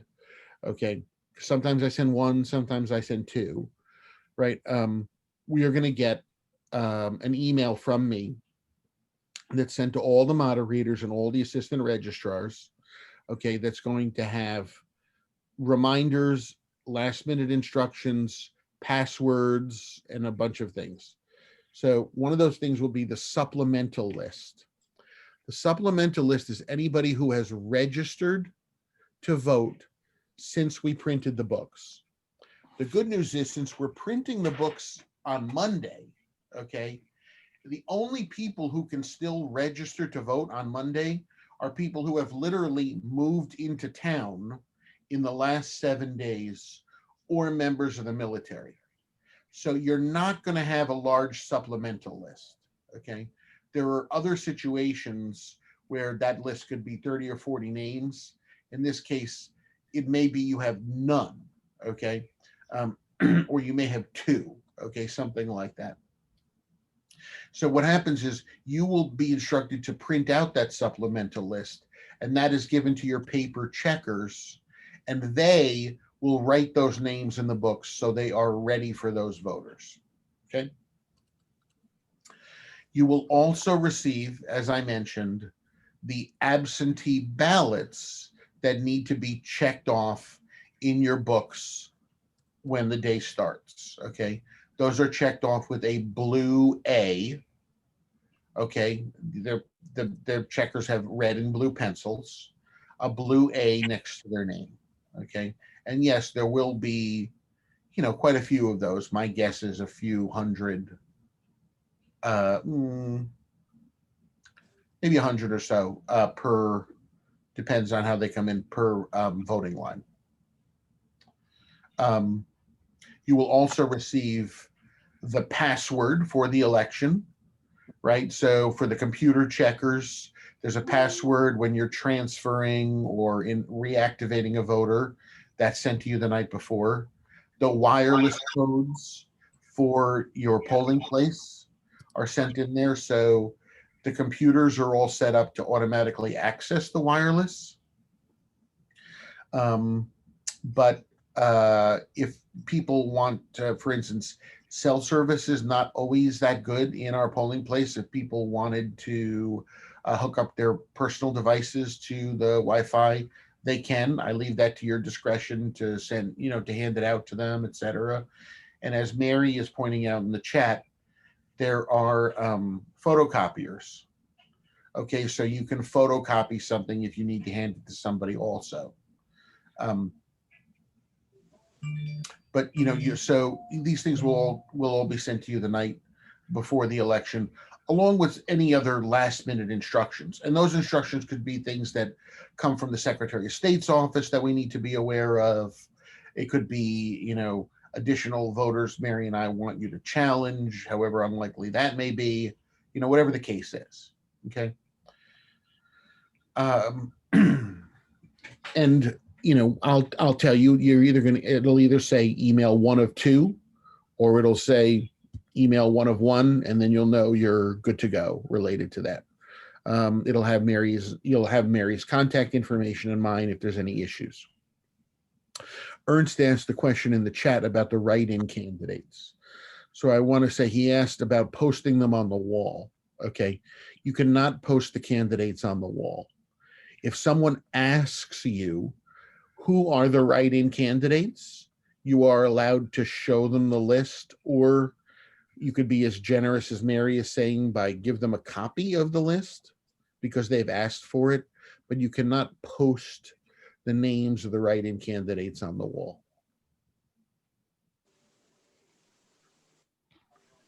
Is there a website to direct them? To the write-in candidates? Yeah. I don't believe the Secretary of State publishes them either. Okay. Oh, okay. I mean, she sends them out to us, but I don't believe that I don't believe she like has a special place on her website. Okay. Maybe in a press release, but all right, additional questions. I have one, please.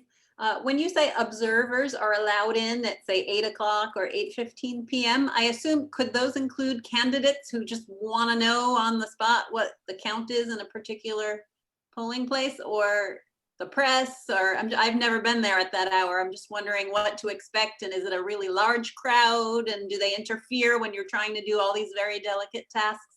You could give some color on that, please. Sure, and I'll let some of the veteran moderators check in, but on this, but you will get at least one person from each of the major parties who is a runner, who will basically be there to get that information and call it in to their respective headquarters or however it is that they're tallying it. The reality is that for the most part, the parties know long before we do who won, okay, because we're waiting for your results to come in, and you're physically bringing them to us, but only after you've done all that hard work at the polls. In addition, you might have a member of the press. You could, but I find it unlikely that you'll have a candidate in this case, because candidates are going to be more at an HQ waiting for, sort of all the results. If this were a local race, like an RTM race or something like that, then you might see an individual candidate. Okay. Fred, may I add for Christine's benefit? Sure. At District 8, we typically have representatives of the party that come in.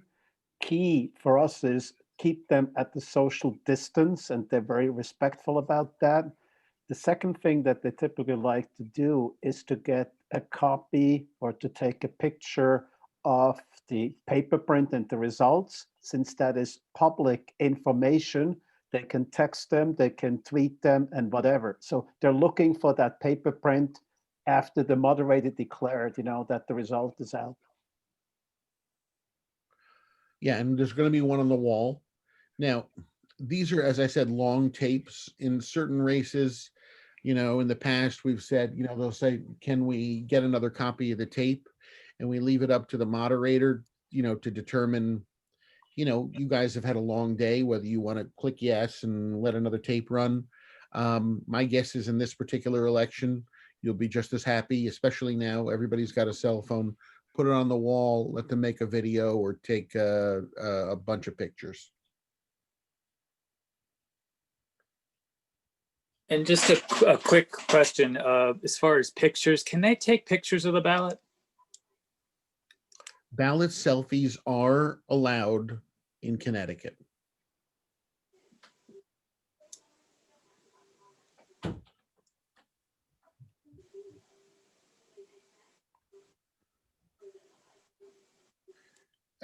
Ernst asks, is the Town of Greenwich hotline 987-1100?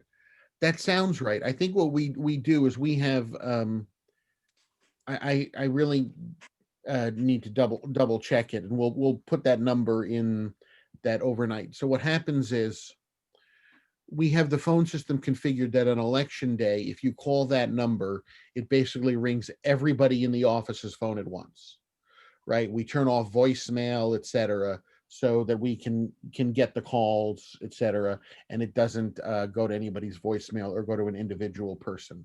It just rings us all. Rick Brooks knows because it was his idea. So he knows that that's what the number is.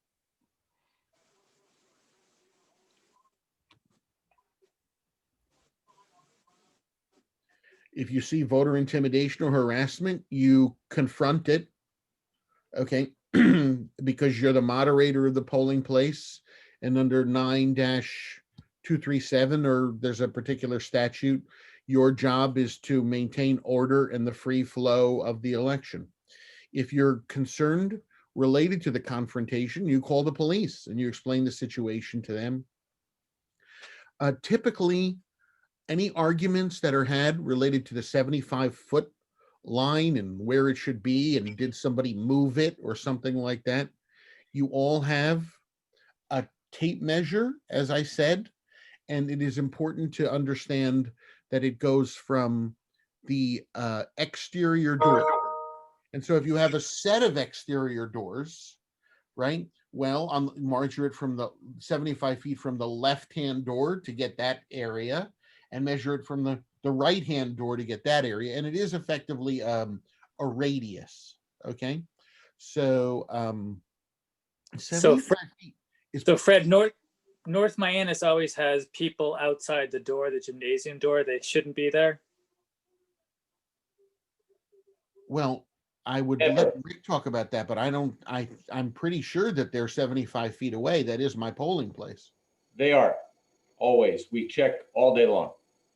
And But they're always out by the gymnasium door. They are 75 feet away from the gymnasium door, from the one that we use. Now, you don't, Nope. I guarantee you they are, because I'm checking all day long, as are my ARs. Tina, are you there? Well, but you Tina? guys are at Riverside, so I don't know why you're talking about North Mianus. Oh, I'm saying 5. Yeah, sorry. Oh, okay. Yeah, All right. Riverside. They're always, I'm sorry. Okay, so, all right, so at Riverside, so you have a slightly different situation. So the 75-foot is from the entrance doors. Okay. All I right. believe you let people exit out a side door. Okay. I'm not sure of that, but I know there's a side door, right, that is not used for entrance. Right. On the side of that building. So long as they're 75 feet away from the entrance door, okay, they're fine. Okay. I just want to emphasize the exterior entrance door. You have to not measure from the door to the actual room. Right. And again, there is no police officers on any of the polling. There are no. This is a town with a very highly responsive police force. No, I know, but there usually has one police officer at each location. We do not usually have one. We have some. Oh, we don't? We have had that for traffic reasons. We have never really had that for crowd control or issues like that. And we made a conscious decision to set a standard that we expect of what we expect from citizens in this town, okay, that we do not need police. Okay. I can attest I have had to call the police once in about a decade, and that was a person who didn't want to follow the rules and didn't want to stop arguing, even though we wanted to do what she wanted. And we called the police and they came and she eventually calmed down, voted and left. Fred, I'm Warshak. Let me interject. You're not going to have problems. Both parties are going to be there, the Democrat and Republican Party. They police themselves. They know to keep 75 feet away. So if there's another individual who's walking around and you ask him to leave politely and he doesn't leave, just call 911. But I don't think you're going to have that problem. I stood outside Riverside for years, and there's never been a problem. Everyone's respectful, and I assume it's that way at all the polling places. So let's not worry about things like that. Measure it. Every year we have somebody that's pushing the envelope there. Well, yes, and look, I've moved signs and I've done that. I totally get that. I will also say though that I think it actually happens more when the RTM is on the ballot, because you have 230 individual candidates who do not have, funding and are not running advertisements, and their opportunity to greet voters is at the polling place. And they're So, going to one polling place. Right, They know right. exactly where to go. right, exactly. But, but again, if there's an issue, you call us. And by the way, I'm sure they'd be happy to post if we find there's a repeated issue. I'm confident Chief Evie has the reserves that we could then station somebody there or at any place. But we're not going to start off on that foot.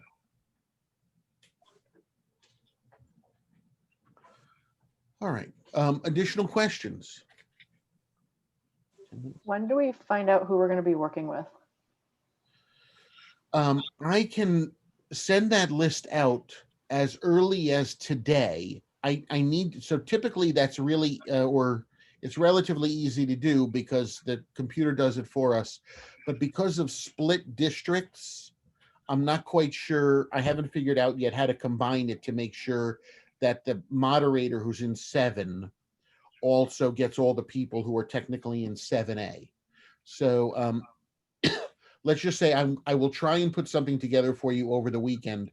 And if I have to scan it to combine the 2 pages together, I'll just do that. Yeah, that's fine. I can combine it. Okay. Yep. It's not split. It's nice to know. Would you put contact information also, just so you know, so you can talk to the person before, or you don't do that? You just send out the names. So, Tom, I am having a hard time hearing you, but you asked about, I think it was contact information. So we typically send out to the moderators, or I've been trying to send that out a couple of weeks or a week in advance, and then again, a final list a few days before. But I've also, in the last few elections, sent out an email called Your Coworkers to everyone. Now, that email is always a little bit of a source of confusion, because the way the system generates it, it says your coworkers, and people say, why am I not on the list? And I say, it's your coworkers. It doesn't include you. You're not your coworker. So I'm a little hesitant, okay, to send it out to everybody, because we literally field dozens of calls on that. But we will, again, for you guys, I will make sure that you get that. So that you can, it's really nice, to be honest, when a poll worker is able to get a call or an email in advance of the election. It used to be nicer because you could say, I'll bring the coffee and you bring the donuts, but we can't really do that as much anymore.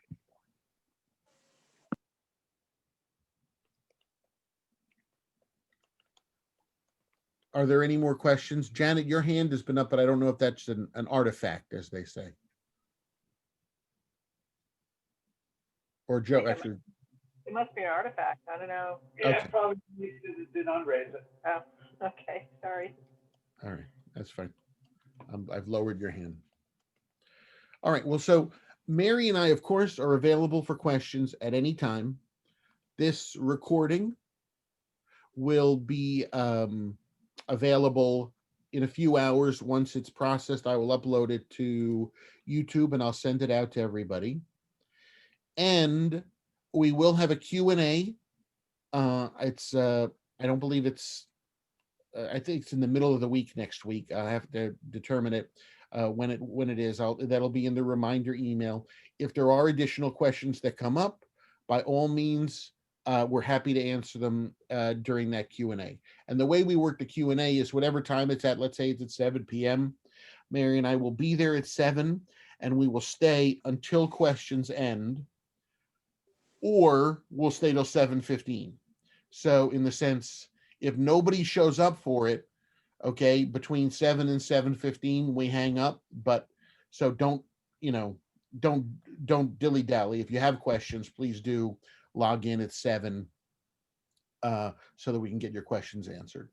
The Q&A is Thursday, October 29th at 8 p.m. And that's for everybody, right? That's for everybody who attended this morning's training. Okay. Or didn't attend, but should have attended, or should have been able to attend. Yeah. Excuse me, will the Q&A also be recorded in case we have to watch it another time? That's interesting. I have not previously recorded the Q&A. I can try and make a note of that. I mean, yeah, I should be able to set that up. Repeat that date for the Q&A. October 29th, Thursday at 8 p.m. Will that be a Zoom thing? Yes. So you'll email us the information? We've already emailed you. I mean, It was in your original hiring email, but yes, I will repeat that information when I send out the link to this recording. You mean the Zoom, the number and all that, the password? Yes, that is correct. I will send it all out. All right. Thank you. All right. All right. Well, I thank everybody. We did run over, so I appreciate your time. It is a lot to do all this over Zoom. You've been fantastic to hang for all of this. I mean, I think one person dropped in the last hour and a half, which is amazing. And we look forward dropped because she's working on a blood drive. So there you go. So have a great weekend, and we look forward to an excellent event. Thank you. All right. Thank you, Fred and Mary. Oh, wait, one sec. So it says that the Q&A in the email, Fred, are you still there? It says I'm here. the Q&A in the email was listed at 7 p.m. I'm looking at a printout. So that maybe, I think maybe it is 7 p.m. I would go with the email, Yes, because you might okay, be looking at an earlier discussion item we had done. So, probably. but again, I'm going to be sending it out to everybody, and whatever is in that will be the final word on it. Can you emphasize 7 since I stated 8 several times? I will emphasize that. Thank you. Thank you. Thank you, Fred and Mary. Thank you. Okay. All right. Thank you. Bye-bye. Bye-bye. Thanks.